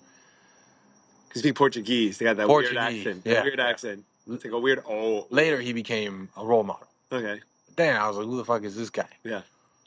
Paired me up with a 14-year-old little white dude, a child, that weighed like, I don't know, like 120 pounds. Really? Dude, and at this point, you're full 6'2". You're still 6'2", 200 something. Yeah. I'm 6'2", 190, 200, ripped, fucking muscles, ego up the ass. This guy submits me in 10 to 15 seconds. Really? Chokes me out. I'm like, no, what? I was like, what just happened? Do you tap or he choked you out? No, I tapped. You tapped. I was like, what the hell just happened? I was like, he wrapped me, just put me in a chokehold, whatever. I was like, this is insane. Yeah. I was like, let's go again. Same thing happens within 10, 15 seconds. I don't know, armbar, triangle, something. Yeah. My whole reality changed that day. Dude, I bet, man. That's crazy. My ass kicked. It shatters everything, right? Everything that you thought you knew was shattered. I thought I knew, And again, I've been in a few scraps. and it was just like a bunch, it was just a bunch of idiots just doing Yeah. dumb shit, and Yeah. maybe you get clipped a couple of times, and that's it. I realized that there is a population that would own me with one hand behind their back Yeah. if they wanted to, and Yeah. I was like, "This is insane. This is I can't have this. I can't. This cannot be real to me. That I cannot do the same as them." I went home that day. I remember like digesting that entire experience, and that same day I made a decision that I have to master this thing. Really? Yeah. So what'd you start with? So I went in, next day or that week. Mind you, I'm still broke, no money, no Yeah, me, of my course. parents, nothing. I just had the car that I bought recently that I'm able to move back and around, forth, yeah. right? I went into that gym and I sat down in the office with Baga and I was like, you don't really know me. I have decided to dedicate my life to this. That's what you said to him. Yeah. I have no money. I understand what because You're 18 at this point? yeah, 17, 18? Yeah. yeah. I mean, don't get me wrong. I had like 3 jobs, but I had to like help my Sure. parents pay the bills. Like, Yeah, of course, I of had course. no actual money to spare. Yeah. And I said, I don't have any money. I can get here, but I don't Yeah. have any money. But I promise you, I swear to you, Yeah. I will be the most devoted student Yeah. you have ever had, and you will ever have. What can I do? Yeah. Anything. Yeah. To be here. He looked at me. He's like, "Can you clean toilets?" And I said, "Yeah." He said, "Okay." Really? Yeah. Get He the fuck said, out. So you yeah. started cleaning toilets for him? I clean everything. Really? Yeah. I was the first one in, the last one out every fucking day, Fucking bro. good for you, Oh, dude. yeah. Are you serious? Yeah. I clean everything. I clean the mats, clean toilets. Whatever it was, I would do it. It didn't matter to me. It was insignificant what the job was. If you told me to pick up shit and smash with my hands, Yeah. I would do it. Yeah. It didn't matter. It was stupid. It was all the same, so I can get that result. Yeah. I would have done anything. And I trained every fucking day, 7 days a week. I Wow. trained every day, bro. And you loved it. I loved it. I loved it. Wow. I learned so much, and I learned quick because I was there all day, every day. Yeah. I worked there. Were you getting competitive? Yeah. I was pretty good, man. I was pretty good. And then he opened a location in Weston, brand new location, and he told me that, and I was ecstatic because I lived in Weston. Mhm. I didn't have to travel anymore. Mhm. And Where were you going to until then? Where was this location? Davie. Okay, gotcha. It's still there. It's on University and Sterling. Oh, cool. Really? Yeah. And then he opened the second location, and he said, "I'm offering you a real job. I want you to teach." Really? And I said, "Are you serious?" He's like, "Yeah." And my heart just opened, bro. I was like, "This is insane." I was like, "I get to teach an American top team." I was like, "That is insane." Yeah. So I was so all in, bro. My whole life, everything was that. Everything was to be the greatest, like, martial artist I could possibly be for the sake of just knowing how to protect myself and my family. And That's what you felt the purpose was. yeah, man, it was so. I mean, don't get me wrong. The sense of confidence you get For sure. That you know you is like fucking euphoric. Yeah. But it was more than that, because again, I was never looking for fights, bro. I was not that guy, But what it created was, it lowered my ego so much, because as good as I was, bro, there were 100 people that were better than me. Yeah, all the time. And I got pretty good, bro. Yeah. But like, there were still people that would just handle me no matter what, because that's the nature of this. What do you know what your weaknesses were when you were fighting? Like, what was the things you had to work on? Stamina Stamina, was, I mean, especially with wrestling, I imagine. yeah, Because wrestling takes it out of you. my ground game overall was my weakness, and just overall stamina. I mean, dude, you're fighting and you're going, not all out, but you're going because you have to pace yourself. You know what I mean? And after a couple of rounds, bro, like, you just can't put your arms up anymore. Yeah. Like, your arms just die. Yeah. And then you get hit, so you're like, I have to put my arms up. Yeah. Oh man. Or you're on the ground, bro, and you got this other guy who weighs more than you on top of you with his gi or just his body weight. You can't even breathe, Yeah. and you're trying to defend yourself as you're getting hit, as you're about to get some. I mean, it's like your endurance and stamina are like just under your skill when it comes to importance. Yeah.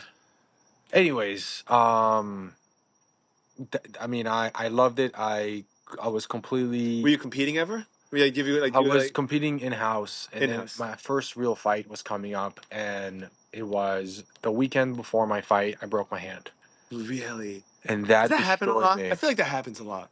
It happens. I mean, you're gonna get injured, but there are injuries that matter, and there are injuries that don't matter. And Right. and by matter, yes, I mean physically it could matter, but mentally or Sure. psychologically, Yeah.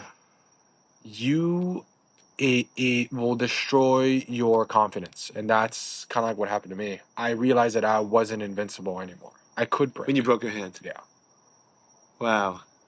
I've had injuries before. I broke my ribs. I cracked my sternum, or my not sternum, but like the articulation between my rib and my sternum cracked. Wow. I couldn't breathe for 2 months. I was fine, dude. Mentally, I was fine. I was like, fuck it, whatever. I don't need to breathe. I'll still fuck you up. Hmm. I broke my toes. I broke, whatever. It was all good. Injuries here and there. I mean, But it doesn't break you like that. it doesn't break you. So what about your hands? What broke you? So it was my thumb and the bones that come together with my thumb, Okay. yeah. And it was the weekend before my fight. I was supposed to fight in Orlando, and it was like a big deal for me. It was like the first real fight. What weight class were you fighting on? 170. 170. Welterweight, yeah. 6'2", 170. 6'1", 6'1", yeah. 170. 6'1". I show you a picture if you want. Yeah, I I'd was love to I see was one. like shredded, bro. Really? Yeah. Wow. And did you do the crazy like water like shedding weight before weighing in or anything like that? Yeah, well, I didn't You have didn't to. have to I didn't have because to because I purposely did not want to drop too much weight. I mean, because then you're fatigued and everything. So, I mean, I was walking around like 185. 170 you have to be pretty slim. You gotta be. Probably show you a picture. Yeah. I mean, and like back then, I was probably walking around like 185. Okay. So I only had to drop about 15. 15 That pounds. sounds like a lot though. What do you do to so? Yeah, but in like 2 months, like you're fine. Hmm. I mean, as long as you have the time, you're fine. Wow, dude, that's so cool. It was cool. I mean, dude, I was so like in it. At that point, I mean, I was fighting with like the fight team. Who's fighting welterweight now? That's Bilal, right? I think he fights, or he fights 185. I don't know. I don't know if he's Dude, where are middleweight. you? You're in the, which one are you? Right? All the way to the right? No, second The to the right. second one? I believe so. This one? Yep. Holy shit, dude. Yeah. Dude, you look scary as fuck, dude. You look young as hell too, dude. Yeah. Wow. That was a little after. That's probably like I'm probably like 21 there. Holy crap. Back then, I used to shave my head. Really? You shaking your head? Yeah. You have great hair, dude. This is American Top Team. Wow. You look totally different, dude. Yeah. I mean, I was there. I'm like 19. Yeah. I'm 34, bro. It's a whole lifetime ago for me. Yeah. But anyways, it was a weekend before my fight. I mean, at that point, I'm fighting on the weekends with the fight team, right? So American Top Team has what's called like a fight team. All the people who either amateur or pro fighters, they train together. Yeah. And that's separate from like the classes. Yeah. That's just for the fight team. So I'm training at the fight team, and I'm training like at all different facilities of American Top Team that they offer here. I'm like at my best.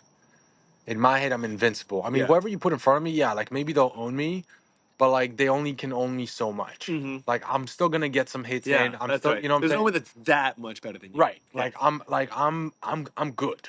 Like at that point, I'm pretty good. I'm in that amateur, could could move to pro if I want to, because I had multiple in-house like tournaments that I've done. Sure. I just never had a fight.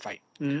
And I'm fighting this guy who now fights for Bellator, and we're going at it.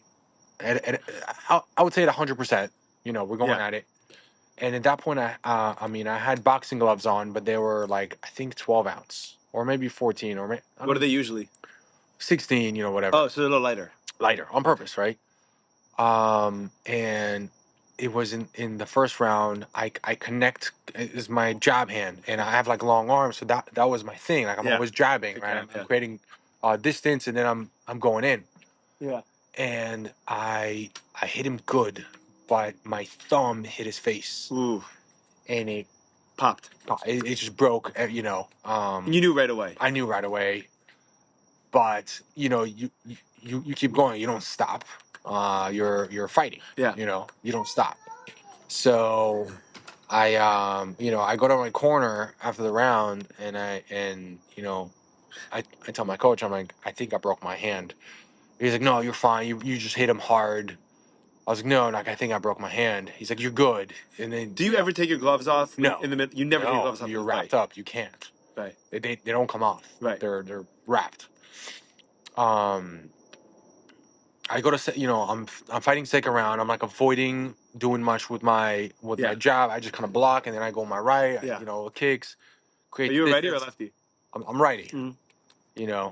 Yeah.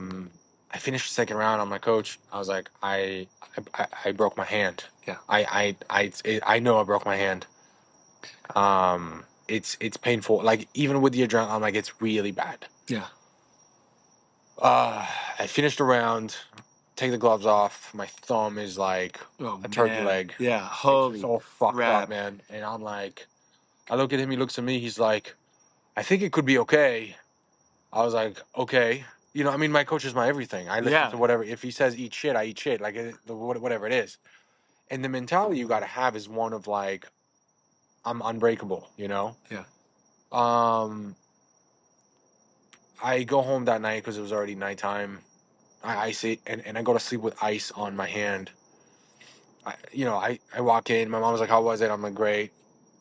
I just go because I didn't want to say anything. How did they feel about your fighting? Were they hated it. They hated it. Yeah, they hated it. My mom hated it, especially. Yeah. My dad thought it was cool, but hated it. Right. Because he didn't want you getting beat up. Right. Yeah. But he loved the fact that I can defend myself and blah blah blah. My mom hated everything about it. She was like, it's barbaric, whatever. Why would you want to get hurt? Like, it's Shua's favorite thing in the entire. I saw a 2-year-old's favorite thing in the entire world. He loves UFC. Really? Dude, all he asks, he wakes up, boom. He calls it boom. he goes boom. He points to the TV. He's like, that's crazy. Boom. He wakes up in the middle of the night. He'll wake up for fight nights because people over. Yeah. And he'll wait. He'll hear everyone. He'll wake up. He'll come out. He'll watch a couple. He'll watch a couple of fights with us. That's he awesome. loves it, dude. Anyways, I wake up the next morning, man. My whole wrist and hand are blown up. Just like blown up, man. It's purple. It's green. It's blue. It's yellow. It's all types of colors. It's black, bro. I'm like, I don't think this is good. So I go to the ortho. I walked in. I was like, fix me, like, yeah. And I tell them where I train, so they got me in right away because they have a relationship with our gym. That's where they like send all the fighters. He looks at, he's like, takes an X-ray. He's like, she doesn't line here. Yeah. So did they say that your fighting career was over? They said like you shouldn't be doing this anymore. They just said like you need to recover. They said you're you broke this bone. It's not like shattered. It was a clean like break. Fracture or whatever. Yeah. Yeah, well, break, but it was a clean break. So he's like, look, you don't have to do surgery. He's like, we're gonna try to like hold it in place, cast it. Yeah. And then we'll check on you in 6 weeks. I was like, I have a fight on Friday. I was like, what are you talking about 6 weeks? He's like, oh yeah, you're not fighting. I was like, are you fucking kidding me? I was like, my coach is gonna kill me. He's like, yeah, you're not fighting anything. I was like, you have a broken hand. I was like, okay. They cast me right there.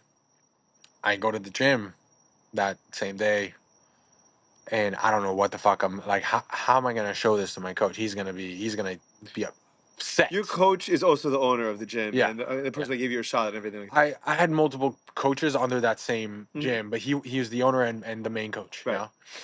You have different coaches for whether it's ground game, stand up. Like you have different coaches once you get in there. Just like in football, you have like whatever. You have like a pitcher coach, and you have the defense coach. You have whatever it is. So, I walk in and he sees the cast. He's like, you son of a bitch. And I was like, what the fuck did you think I want this? Yeah. I was like, I was mentally, physically ready to go. Anyways, I wasn't really able to train during those, and also really after, I was still in the gym. I would get in the gym and I would bench, like, because the way the cast was like this. Like I had like a, Oh, you're like crazy, a dude. perfect little Yeah. slot to put in the bench or like a dumbbell. So Yeah. I was still training weights. Did was it exaggerating the injury at all? I Or don't no? I didn't care, bro. I was like, I'm no bitch. Knowing what you know now, would you do that? Probably, yeah. Who cares? Really? Yeah, it's fine. I mean, dude, the cast is not moving. The cast's not moving. Not moving. And so you're not changing anything by lifting weights No, in I a mean, set motion or whatever. if I had a rod or a screw through it, yeah, that's a different story. But I did. Yeah. And I mean, I didn't do it the next day. I did it like after like a week or so. I don't know how long I did it, but it was like not right away. Anyways, it was mentally it fucked with me. I could never throw like a strong like Jab with that hand again. yeah. Interesting. It took me a while, so I just went into coaching after. Mm-hmm. I mean, don't get me wrong. I was You still spar. No. It was He's done. a whole lifetime ago. But so I stayed there for maybe another 6 months to a year. I don't remember exactly how long. And I was like, look, man, I'm just, it's just not it. You can't. I lost it. Yeah. What do you say? He understood, I guess. He was, disappointed. But I got a job at a different gym. So at this point, you know that you love this world. This is the world I you love want this to be. world. I wanted to coach. I Right. was like, I'm going to be a coach now. And you can make a good living being a coach, right? I don't know. I mean, some people maybe. It's not. It's hard to. It's not a luxurious gig. It's not. You don't Right. get paid a lot. And is that because the people that are fighting generally don't have They a don't lot of money to Bro, pay coaches a lot? they live in a car. Like they don't have money. Mm-hmm. Martial artists don't have money because all you do is you Train. put in money. You don't get anything back. Mhm. Unless you're in the UFC, like you don't get paid, or if you get paid, it's nothing. Yeah. And it's all expenses. Yeah. From the gear to the training to the traveling to the. I mean, it's all. Yeah. It's kind of like bodybuilding. There's no money in it. Yeah. So then I got a job at Yaniv Rosenberg's gym, which is a sick fucking gym. Where's that? Well, now it moved a bunch of times. Where I was in Plantation. Okay. Israeli guy. Really? Yeah, he was doing. What do Israelis typically? What's Israelis fighting style typically? So he What do had a Krav Maga Brazilian Jiu Jitsu gym, and The Brazilians are killers, right? so I mean, it's very mixed. I mean, look at all the Dagestanians that are coming now that have like a sambo background that put Brazilian Jiu Jitsu to shit. What do you think what do you think's gonna happen with the Poirier Makachev fight? Do you hear about that? Poirier is abandoning his belt. Oh yeah, He's leaving the featherweight belt, I think. Yeah. And then he's going up to lightweight and fighting Islam. I don't know. I think Poirier is a good fighter. He's fantastic. I think if he stays on stand up, Ilya has him. I think if they go to the ground, Islam, man, I don't know. It's hard. It's. We'll see. You should come for that fight, dude. Well, I'm sure we'll watch it. I would love to. Yeah. But anyways, I got a job and I was just coaching. I was coaching some Krav Maga. I was coaching the stand up. And then I coached here and there, like the more basic jiu-jitsu classes. And that was fun for me, bro. But like, there was no money in it. I mean, I was getting paid like $25 an hour. Yeah. And like, it's not like I'm doing it for 8 hours a day. Yeah. You're doing it whenever you. Yeah. I'm doing it for whatever the schedule was like. So it was like 2-3 classes a day at most. Yeah. I can't feed myself with that. Sure. So then you get to a point you're like, well, now what? Yeah. Right. So now I'm like, I have to make a career change. I'm no longer in my head gonna be a fighter. I can't really be a coach unless I open my own gym, which I didn't. You feel like doing. Yeah. I was like, what am I gonna do? So I still had my love for the human body, right? And so I transitioned into just bodybuilding. I loved it. I wanted to sculpt my body so much. I was like, I am so intrigued by how this system works. Yeah. How come it's incredible? Like you and I can both work out, but you get different results than me. Sure. Is it the diet? Is it the training? Is it the intensity? Is it the weight? Is it the genetics? I mean, there's so many genetics, right? There's so many components that go into it. How's your family genetically? Are your parents also My mom is tall or short and fat. My dad is short and skinny. Okay. And how'd you get big? I don't know. Really? No, man, I have no clue. Your aunts, uncles, nothing? Nobody. Really? I'm the odd sheep in the family. Really? Yeah. Nice. Yeah, I mean, yeah, it's By the way, my dad's cool. 5'10". My mom's a little taller. My mom's 5'7", 5'8". But Okay. Well, yeah, you're tall, so that's I'm cool. 6'4". Yeah. Yeah. Oh shit. Yeah. Yeah. Yeah. Um, Yeah. I've recently I've been almost I don't think it's a good thing and I don't want to do it, but I've been exclusively jogging. really. Like that's all. Yeah, I between I teach, I do sales, I Okay. work with my dad, I Okay. do this podcast. Okay. I have a 7th month pregnant wife and Yep. a 2-year-old, and I don't have time. Jogging for me is like if I see that a cloud is rolling over, I'd be like, okay, sun's not in the way. Like, let me get my shoes on, run a quick 4 mile, and like do it and I do it every day. Listen, it all has to be relative to your goals.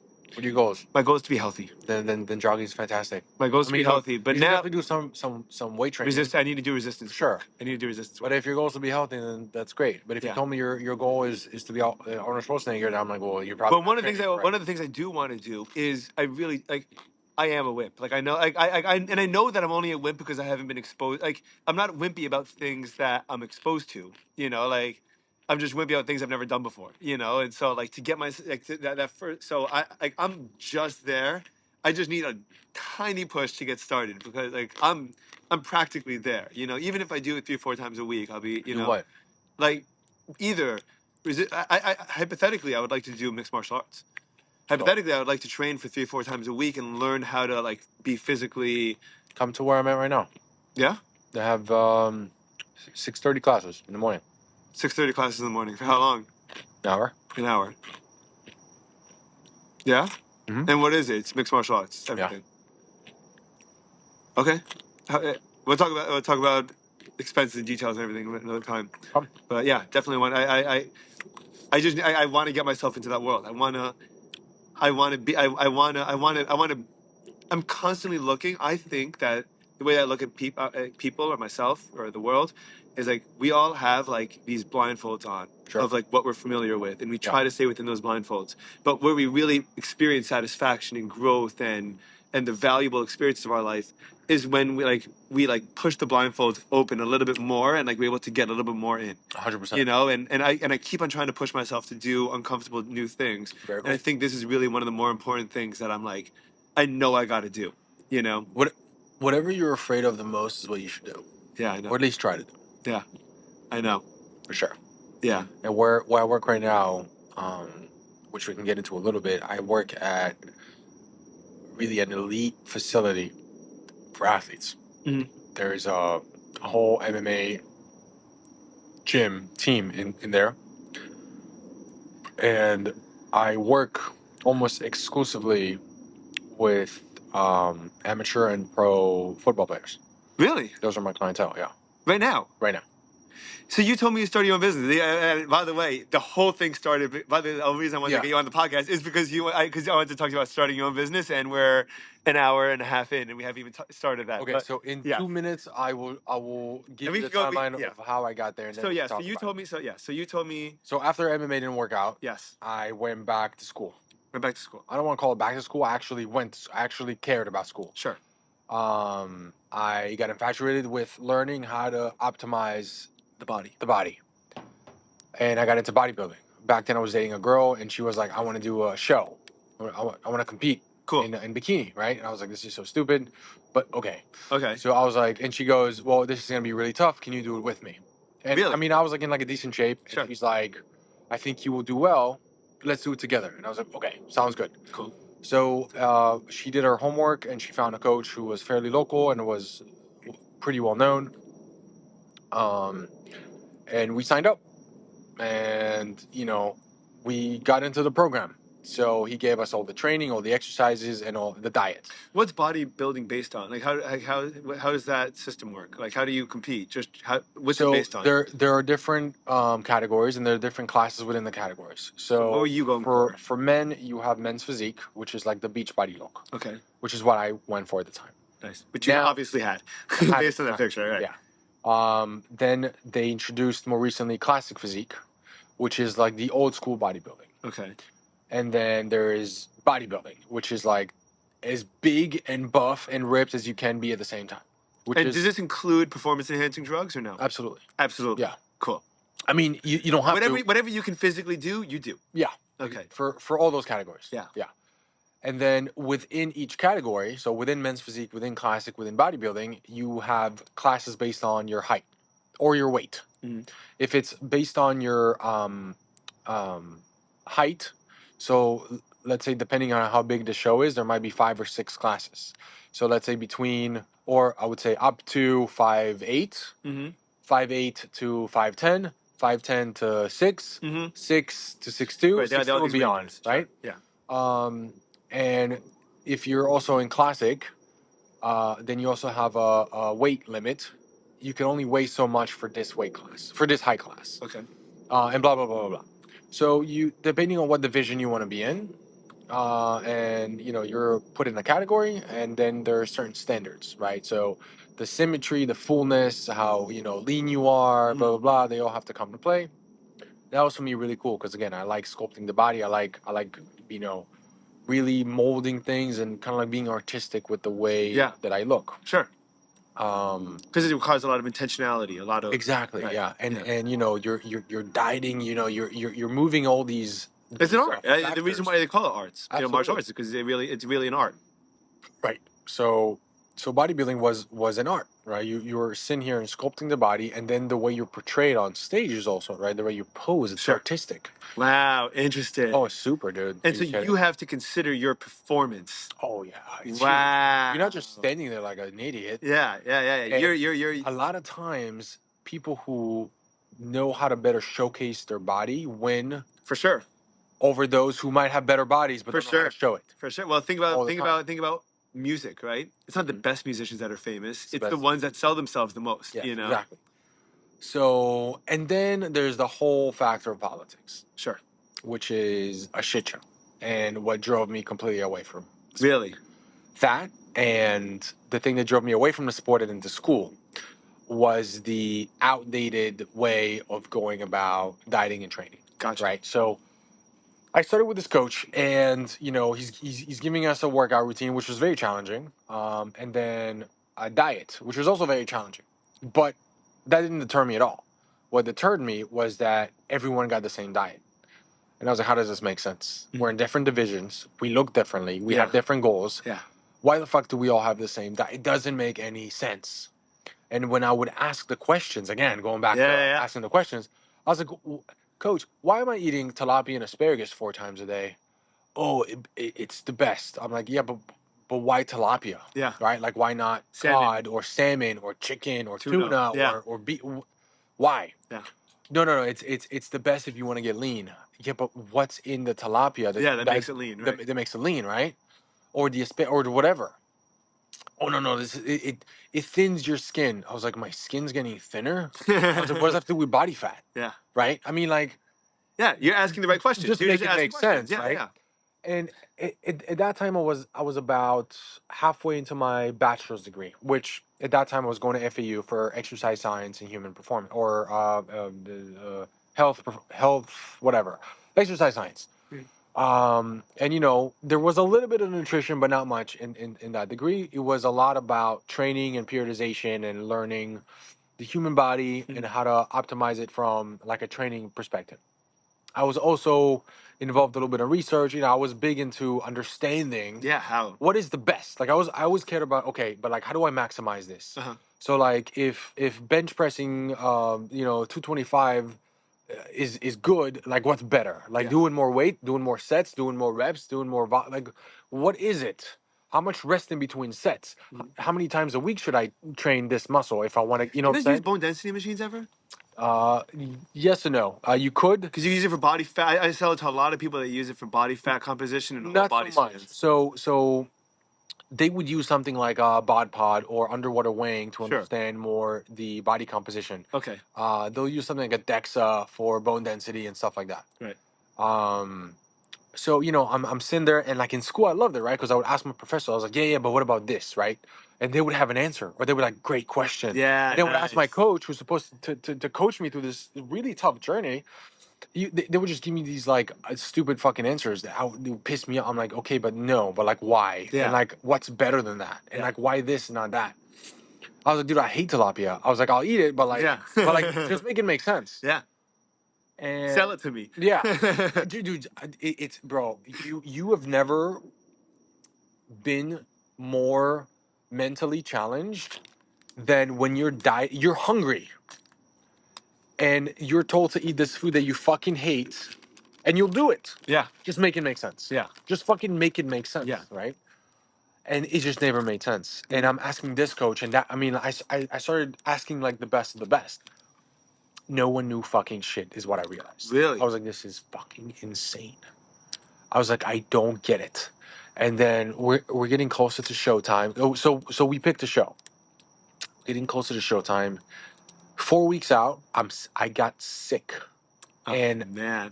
dude, I cannot shake off the sickness. Really? Do you ever get sick, by the way? No, Almost never. ever. What'd you have? Just the fucking cold. Just a cold, and I you can't couldn't shake it. I couldn't shake it, bro. Weeks past, I'm still sick. I can't do anything. Nothing. I am like, fever, everything. I mean, I just can't shake it off. At some point, after like a week, my coach's like, look, you need food, man. You're just malnourished. I was like, why the fuck am I malnourished? Because all you're eating is tilapia. All I'm eating is crap, right? I mean, later did I learn that tilapia has no nutrition value. It's a bottom feeder fish that has nothing to give you. But it's got protein, no? Yeah, great, but it's all shit. Everything you're eating, shit. Really? Think about it. You don't recommend tilapia? Not really. Okay. I mean, Like, it's not bad to eat. It's right. yeah, it's But better than eating don't a hamburger. Don't make it the only thing you're eating. Okay. You're eating an animal that has been. It's a bottom feeder, so it's eating other fish's shit, and whatever's on the, like, it's not eating top stuff. It's eating bottom stuff. Yeah. And then you're eating it. It's giving you no nutrients, like especially no micronutrients. Yeah. It might give you some macronutrients like protein. Yeah. Everything else is crap. Interesting. And then you're eating it, right? There's a reason it's the cheapest type of fish on the How do market. you know that? Okay. I mean, go buy fish, ask which one's the cheapest, you'll get tilapia. Really? Per pound, it is the cheapest. So it's kind of chickeny though. It is a little meaty, like a little like. It's fine. I'm just saying, like, it is a bottom. It is, Right. It's the shittiest type of fish you can eat. Okay. So whatever, man. I just got sick. I had a bad experience, and I was just confused. I was like, why? I thought I'm supposed to be healthy. Why is this sport making me unhealthy? The perception of someone who looks like this is he's the healthiest You have all these person. little journeys, dude.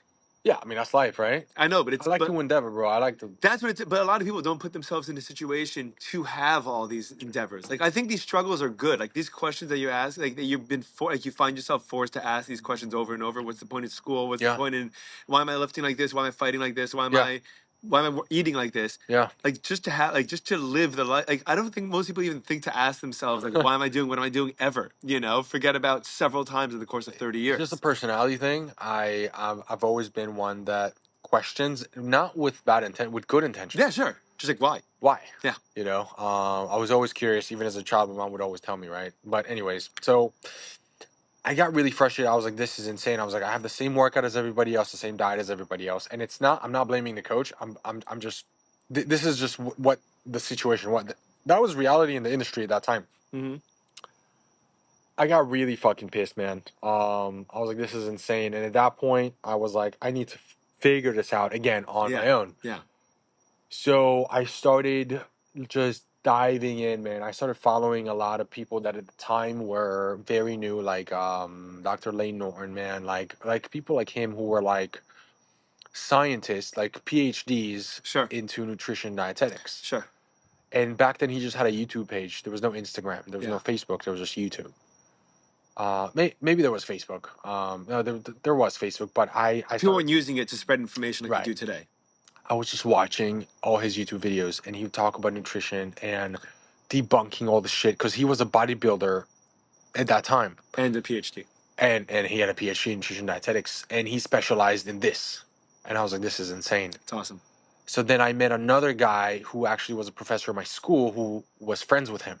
Okay. And I was like, I need to just get involved with you guys. You guys have the secrets that I need. And it's not secret, it's just education. But no one else fucking knew it, man. So I got big into the nutrition to a point where I was like, you know, I'm gonna start. You know, I was training people on the side. That was how I was making money. One of my incomes at the time, and I started like shaking the industry a lot because one of my buddies was like, "Hey, I want to do a show." And I was like, you shouldn't. It's the worst sport you could possibly do. Any other sport, Right. it'll make you feel like shit the entire time. And then you get on the stage, and then if you don't win, then you feel like shit about yourself too. The whole thing just sucks. Yeah. He's like, well, I'm gonna do it anyways, and I want you to coach me. And I was like, I'm not a coach for this. He's like, yeah, but I feel like you know more than everyone. So just will you help me? Like, I don't want to do this without you. I was like, fuck it.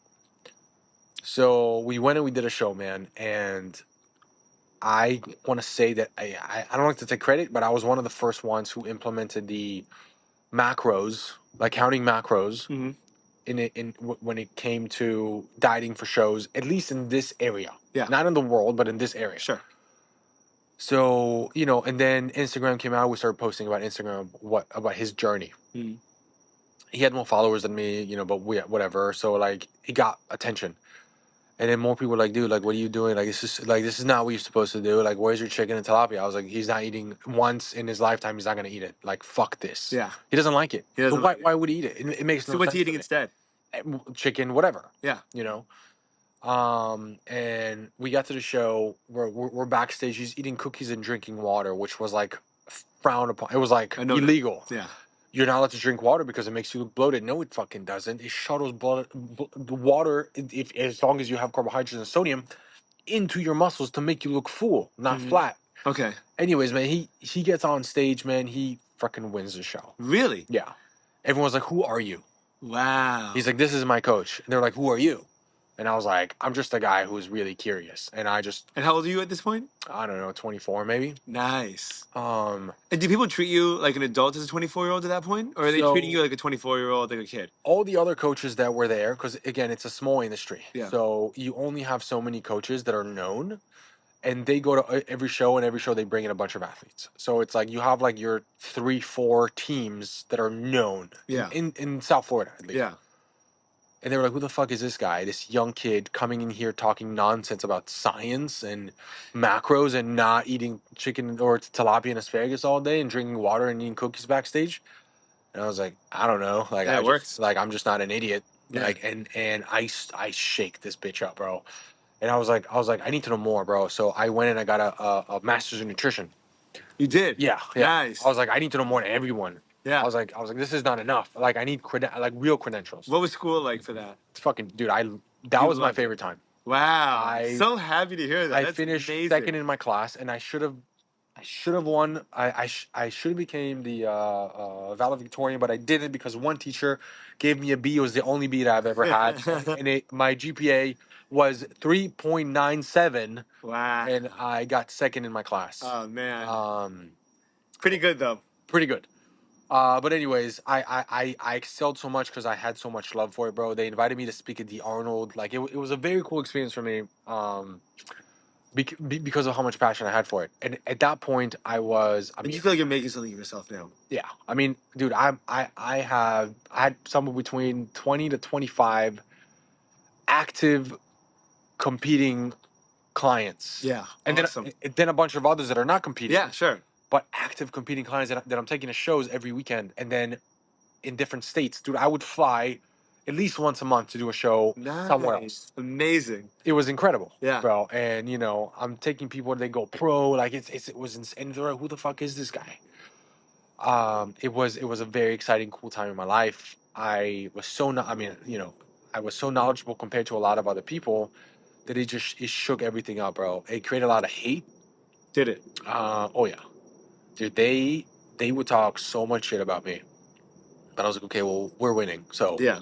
Okay. You can talk all you want, but I got so many of their clients that would turn to me and like, can you please train me? But no one can know because they'll just like, you listen. It's such an isolated sport. You end up cutting a lot of people out of your life because no one understands your lifestyle. That your entire group, your social group, becomes your team. They would not want to lose the friendships that they made, so they would say, "Can I work with you?" But we can't tell anyone. because I don't want them to disown me, and now I don't have any friends. So I was like, Yeah. okay, fine, Yeah. I don't Yeah. care. Yeah. I'm here for you. You Yeah. know. Anyways, I was doing that for over a decade. That was my life, and then at some point I went back to school to get my doctorate. Dr. Guy. Right, and that happened one day. I was sitting in my apartment in Davie that I still own. I was sitting there, and Do you rent it out now, or you? Yeah. Nice. and I was sitting there, and my dad comes up to me. He's like, "Oh, how's life?" Blah, blah, blah. I'm like, "Life is good. You know, I'm doing well. I mean, I wasn't making a shit ton of money, but I was making enough. And you're happy. I was happy. I had all my needs taken care of. I had a little bit more to spare. It was good. Nothing luxurious, but it was cool." Mhm. And he looks at me, he's just like, "I'm so happy for you. Like, that sounds great." He's like, "But is that it?" And I was like, "Wait, what?" He goes, is that it? Yeah. Like, are you done?" And I was like, now mind you, I'm 28 at that point. I'm 29 now. Yeah. Yeah. I'm old. You're just a couple years older than you. Yeah. Right? But I'm like, dude, I mean, at 28, like, you're Yeah. You that's it, feel like you're right? set. Yeah. You're set. And he goes, is that it? I was like, wait, what? He just shook my world. I was, wait, what do you mean? I have the option to do more? And he's like, what do you want? And I was like, I don't know. He's like, are you satisfied? And I was like, my first reaction was to say yes. And I was like, wait a second. Am I satisfied? Right. And I had to think about it. Yeah. And I was sitting there, I was like, It's good to think about it. I was like, shit. I was like, what the fuck did he just ask me? Am I Yeah. satisfied? Am I settling right now? Like, is this it? Yeah. You know, I was dating this girl. I thought maybe this was, the one. I had an apartment. Like, I was like, wait a sec. I was like, is this it, man? I was like, fuck. I was like, I don't know. He's like, are you satisfied with what you've accomplished? Is this it for you? And I was like, I don't fucking know, Dad. He's like, why don't you think about this? And I did. And I was like, I don't know what I want, but I want more. I don't know what it is. I want more. I knew I didn't want to become a doctor, right? Although my mom, was one, they always taught me that the power that made the body heals the body. Right. Sure. And that goes along against the, allopathic traditional Western medicine. Mhm. And I was like, okay, well then what am I going to do? I'm going to become a doctor and not give medication unless I have to. Yeah. Like, not practice, right? That doesn't work. Yeah. Like, I'm not going to be able to get a residency and graduate from anywhere. Like, it's just not going to happen for me. Mhm. And I knew I can't pretend. I also don't love blood, right? I was like, it's going to be a problem, but I was like, man, like I was like, fuck. I was like, now what? And then I found chiropractic. And I realized at that moment that it was what I was meant to do. It immediately spoke to you. I was like, this is me, man. This is all me. I was like, I get to be a chiropractic physician. I still get to help people, Mhm. but in a way that aligns with what I believe. Mm-hmm. Awesome. It's your niche. It's a niche, bro. It's your niche. It's me, bro. I am that. Yeah. And there was no looking back, bro. So you went back to school again. So now you have a bachelor's, a master's, and now you're a doctorate in what's it called? Doctorate in Chiropractic Medicine? Yeah. Awesome. How long did that take? 3.5 years. 3.5 years. It's legit. That's a long time. It's a long time. It's a long time. And you were doing that part-time, or you're doing it full-time? There is no part-time. So you're doing it full-time in school? Yeah. And dude, I don't know what people's perception is. People's perception is that it's heebie-jeebie. It's what you do if you're a spook, It's legit as it gets. It is full, bro. I learned everything. I don't know what I don't learn. Like I cannot imagine that I didn't learn something that a medical doctor did, except Pharmacology. Yes. That's like majority of what they know, right? That's a big chunk of it, and I'm not taking away or giving something. It's a science. Pharmacology is a science. It is a different specialty. I am a doctor of chiropractic. Yeah. Right. They are doctor of medicine. Mm-hmm. Different. Yeah. Sure. Different doctorates. Yeah. Curriculum is going to be similar in some ways, and then we branch. Yeah. Right. We go more about skeletal muscle, and they go more into pharmaceuticals. they treat this way, I treat that way. Mm-hmm.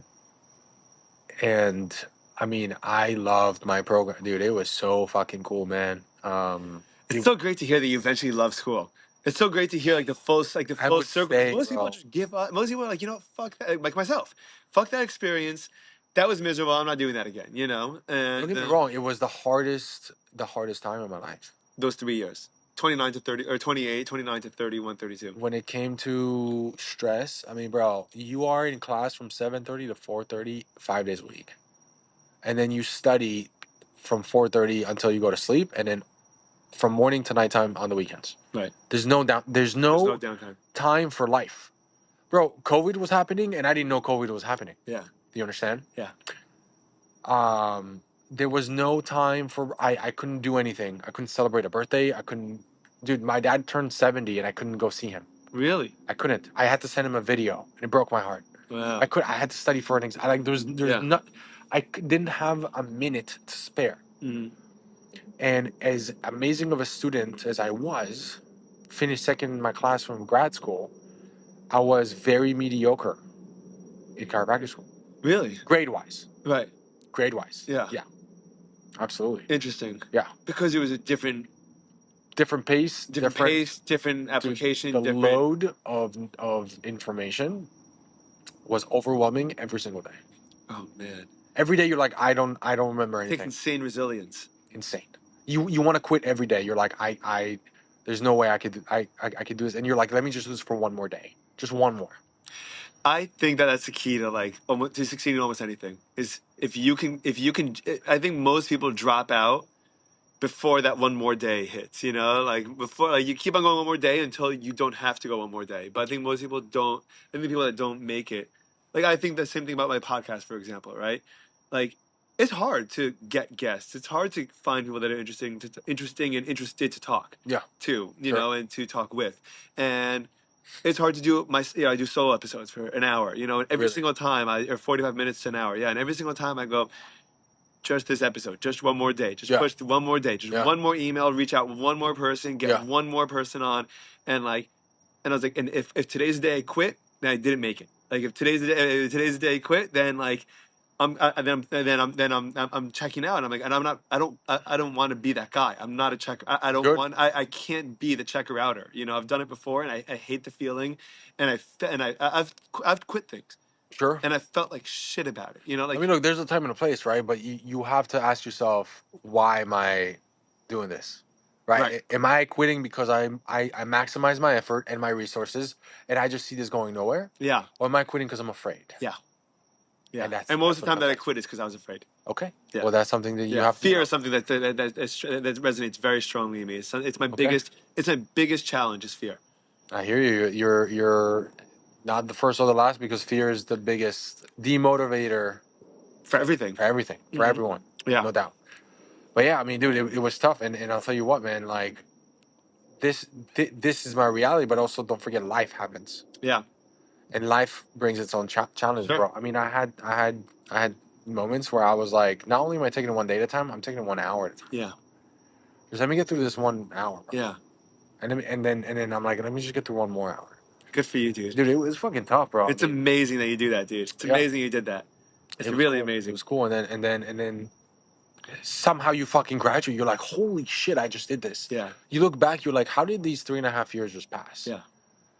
And then, you do your rotations, you do whatever. And I found myself, look, life really worked out for me all the time. I don't know what it is. Things just always fall into place when I need them to. Well, because you watch Ted Lasso? You watch that show? No. It's a great show. It's on Apple TV. It's a little cheesy. First episode, first season's incredible. Okay. Second season's pretty good. Third one's garbage. But the first season, the producers, if you're hearing this, yeah. Third season's garbage. Third one's garbage, and it was forced. It was quick. Whatever. It was so successful that they had to monetize it. Yeah, like the last season of Game of Thrones. Right. Yeah. But one of the great quotes in the book is in the show is, I find that the harder I work, the luckier I get.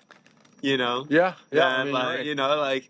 That the more willing you are to just get dirty, then I've never heard anyone that doesn't have your resolve end their, end a story with, and now I'm miserable and now I have nothing. I've never heard anyone be like, I ask these questions why, and I push myself, and I confront like these existential questions of like, am I happy? Am I satisfied? Is this all there is? What is there? Why am I doing? What am I doing? Should I shut up? Should I take it? And like people that like make the hard choices never end up saying like, and everything failed, everything fell apart. Like it'll be like, oh, I'm in a hard moment now that I know I'm going to get through, and like that's the general attitude they have, because you can't make it this far without that attitude. Yeah, I mean, good point. I wanna say that this is 100% correct. I hope it is. I don't know. I always have this self belief that there's a higher power that looks out for me. Uh-huh. And I'm like, if I just push through, then everything he will make sure it just Yeah, works out sure. for me. Call it what you want, bro. Are you I don't know, spiritual? man. Yeah, for sure. So it is what it is. I always believe that if I do my part, he will do his, and things will fall into place. I just have to make sure I stay strong, because life is not always easy. But anyways, man, I And found now myself you start your own business. right. So I found myself in a scenario where I graduated. I got a really really good kind of like internship in Fort Lauderdale. It essentially so I like That's the one my wife went to. yes. Okay. Yeah. Really, really. I mean, I got lucky and fortunate in a way, because I like to practice in a certain way that is not maybe traditional, right? When you think of a chiropractor, if you have been to like a more old school chiropractor, you go into their office. Maybe they put you on electric stim and heat. Maybe they don't. A lot don't. Some do. And then you get on the table. They adjust you. Crack, crack, crack. All right. See you next week. Bring your mama. Here's your copay. Yeah. Great. And you know what? It's better than nothing. It definitely helps. Certain things that can help more, certain things that can help less. It's absolutely better than doing nothing for your overall health. If you do have pain, you don't have pain. It's good to get adjusted on some frequency. From my experience, my knowledge, my education, Yeah. I believe and know that there's a lot more that has to be done for people based on what's going on, right? I mean, if you tore your rotator cuff, I can adjust your everything all day. It's not going to fix it, right? I am very heavy on the, you can call it physical therapy, you can call it active rehab, and call Sure. it whatever the fuck you want it. I like to do more of a functional assessment, whether or not you tore something, to understand your biomechanics. What's going on? Yeah. Why aren't you moving the way you're supposed to, right? Yeah. Like I look at how you walk, I look at You your do gait. diagnosis. I do what? A diagnosis. Yes, but it's you can call it diagnosis, you can call it like an assessment where I just look for dysfunctions beyond the spine, right? And then the way that I treat is through exercise, but I also incorporate other modalities, different therapies aside from just adjusting and exercises. So whether it's some red light therapy, whether it's shock wave, whether it's decompression table, whether it's whatever it is. Sure. I like to have a lot of tools in my toolbox so I Yeah. can gear treatment specifically for what you need. I also don't take insurance for the purpose of having the ability to spend as much time Yeah. Sure. as I need with you. Yeah. One of the biggest downsides to traditional care is that you see your doctor for 5 seconds. He's going to write you a prescription, and you don't see him until next time, and you might not even see him ever again because you're going to get somebody else next time, right? Yeah. I spend an hour with you every single visit. Right. I like to get to know you because your pain could be more than just the fact that you hit your elbow on something, right? Yeah. Pain happens. It's multifactorial. Sure. A lot of it is psychological. A lot of it is fear avoidance. A lot of it is biomechanical. There's so many factors that cause this symptom that you're having. Some of it can come from the spine. A lot of it can be outside of the spine. Sure. A lot of it could be in the brain. A lot of, so I like to really get to know my patients to change their lifestyle. Yeah. Not just to give them a treatment and get the fuck out. Yeah. Because then guess what happened? They're going to be my patients for the rest of their life, just like what you talk about your uncle, right? Yeah. Yeah. And that's great from a monetary point of view, but am I actually helping them? Which is the oath that I took. Right. And the passion that I have. I don't care for you to come to me for the rest of your life. I mean, you could if you fucking like me, you just like to hang out. That's cool. If you want to pay me for it, even better. Yeah. Sure. But what I like to do is to make an impact on your life where you're like, I will forever remember Dr. Guy, who changed my life. Yeah. Whether you come to me 1 time or 10 times or 100 times, that's the impact. Do you I'm love trying that to you're make. Dr. Guy? I love it more than You anything. love it, dude.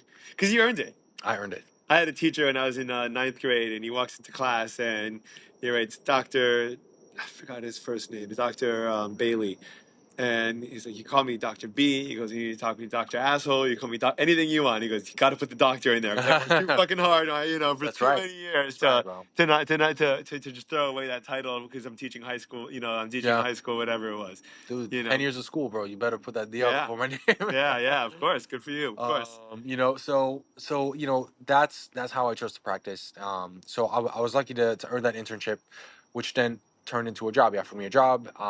Just so happens that, before he had 2 other docs work for him, and then they both left, and he has 2 offices. Mhm.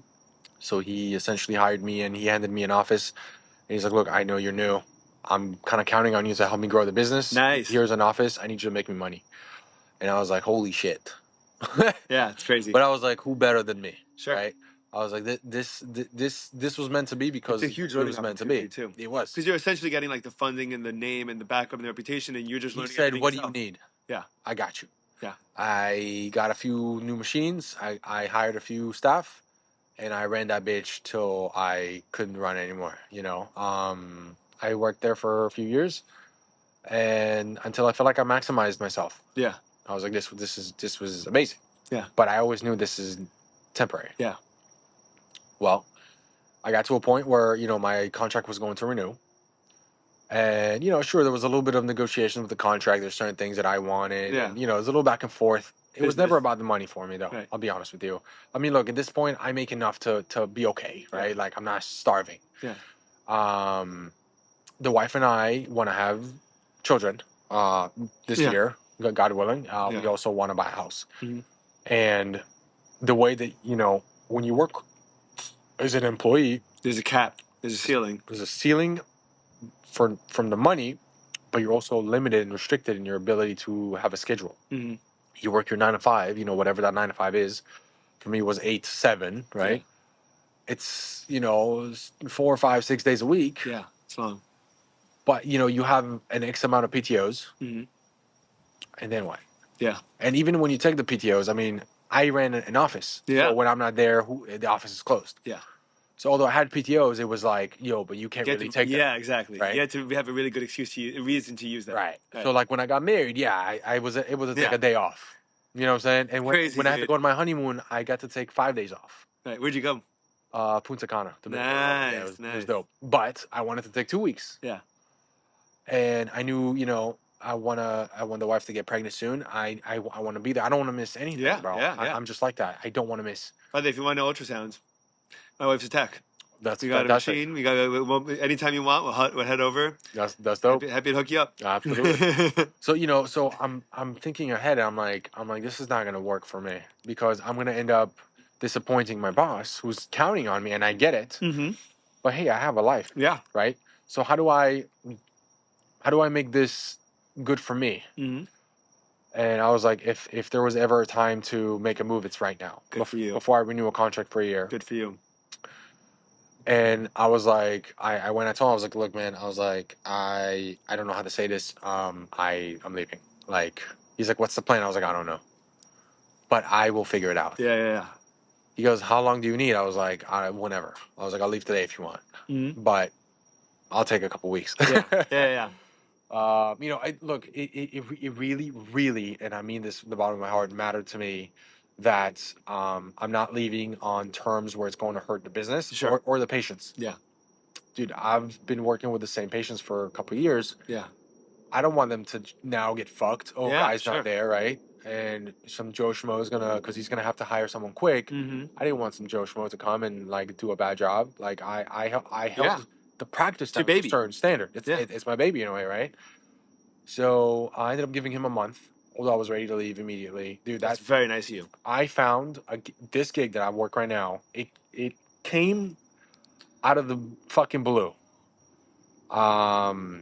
Min Shamayim, dude. Yeah. What do you say, It's it was crazy. I ended up opening a practice within elite training facility for combine athletes, which are football players, collegiate football players that are going to the combine to go to the draft for the NFL, and then NFL players. Wow. So right now, this week, last week, I had 10 NFL players. Wow. They just finished their season that I'm working on. Really? Yeah.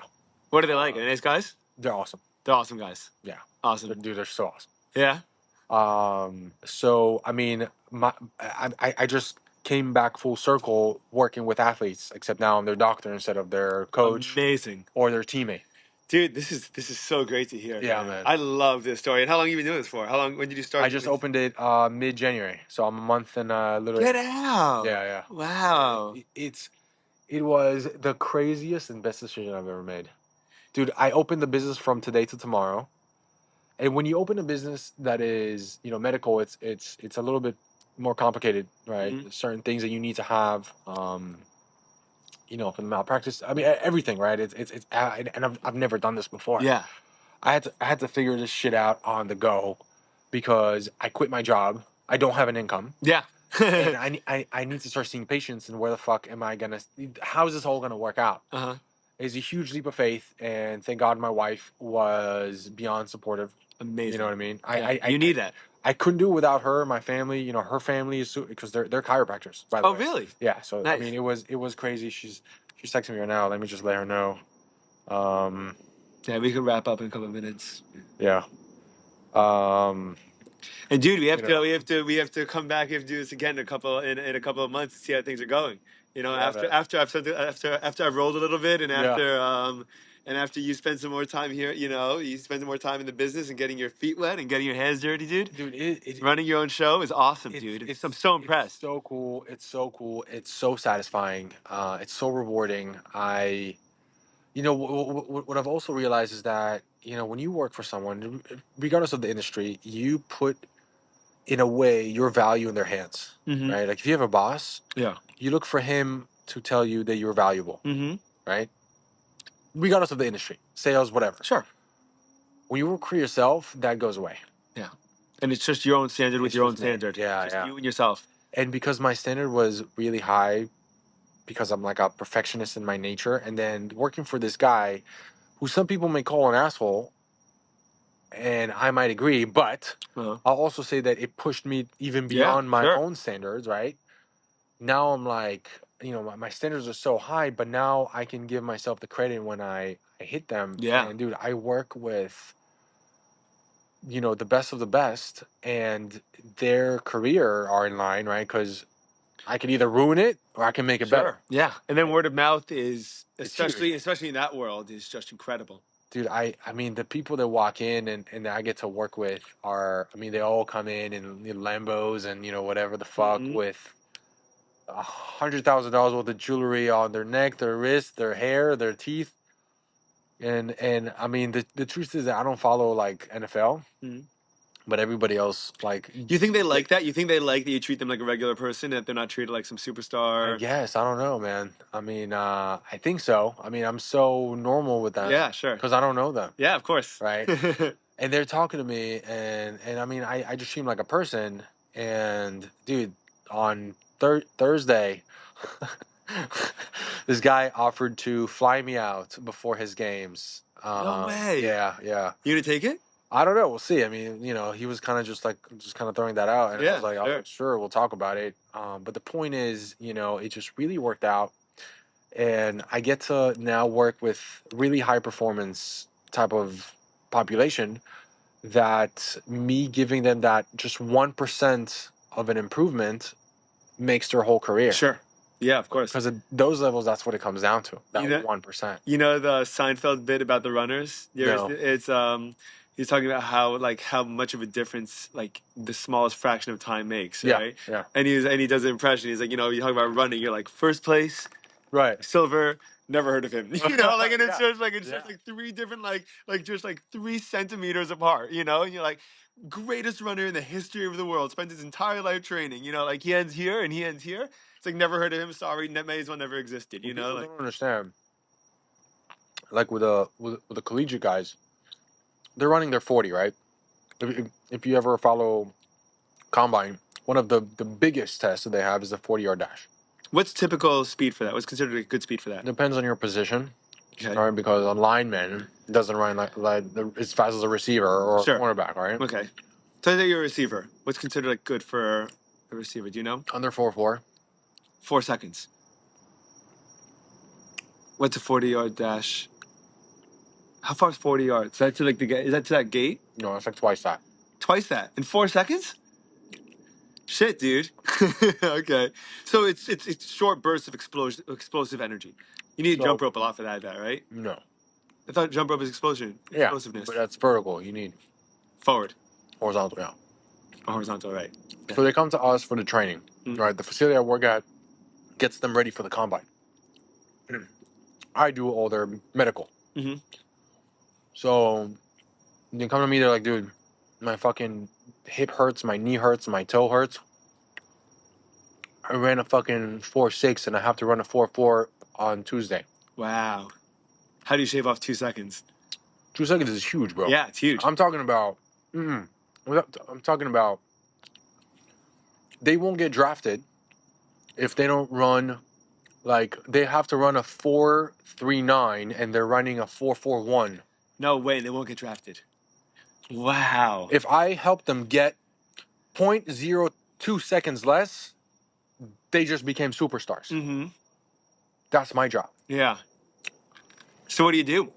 Well, a lot, right? So that's where the That- beyond the adjusting comes in, Yeah. right? That's where everything else comes in. That's everything else you've been learning comes in. Yeah. So my whole history It's been leading up to this. is leading up to this, bro. Dude, that makes me so.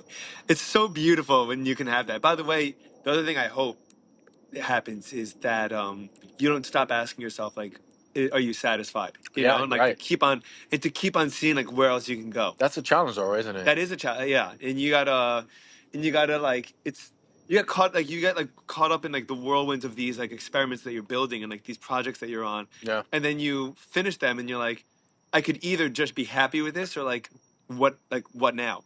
You know? Yeah. Well, that's what happened to me before I opened this thing, right? You know, I was Yeah. like, I have a good job. It's stable. I'm good. But what really. now? But now what? Mm-hmm. Yeah. Dude, I'm so excited to see what's gonna happen in the future, man. Feels like a good place to call it here. All right, let's do it. Dude, this was awesome. Thank you so much for doing this, man. It's really, I'm so happy. I'm so happy you did this, and we'll do this again, dude. Absolutely. If you enjoyed, we'll absolutely run this back, dude. Anytime, man. All right, bye everyone. Thank you.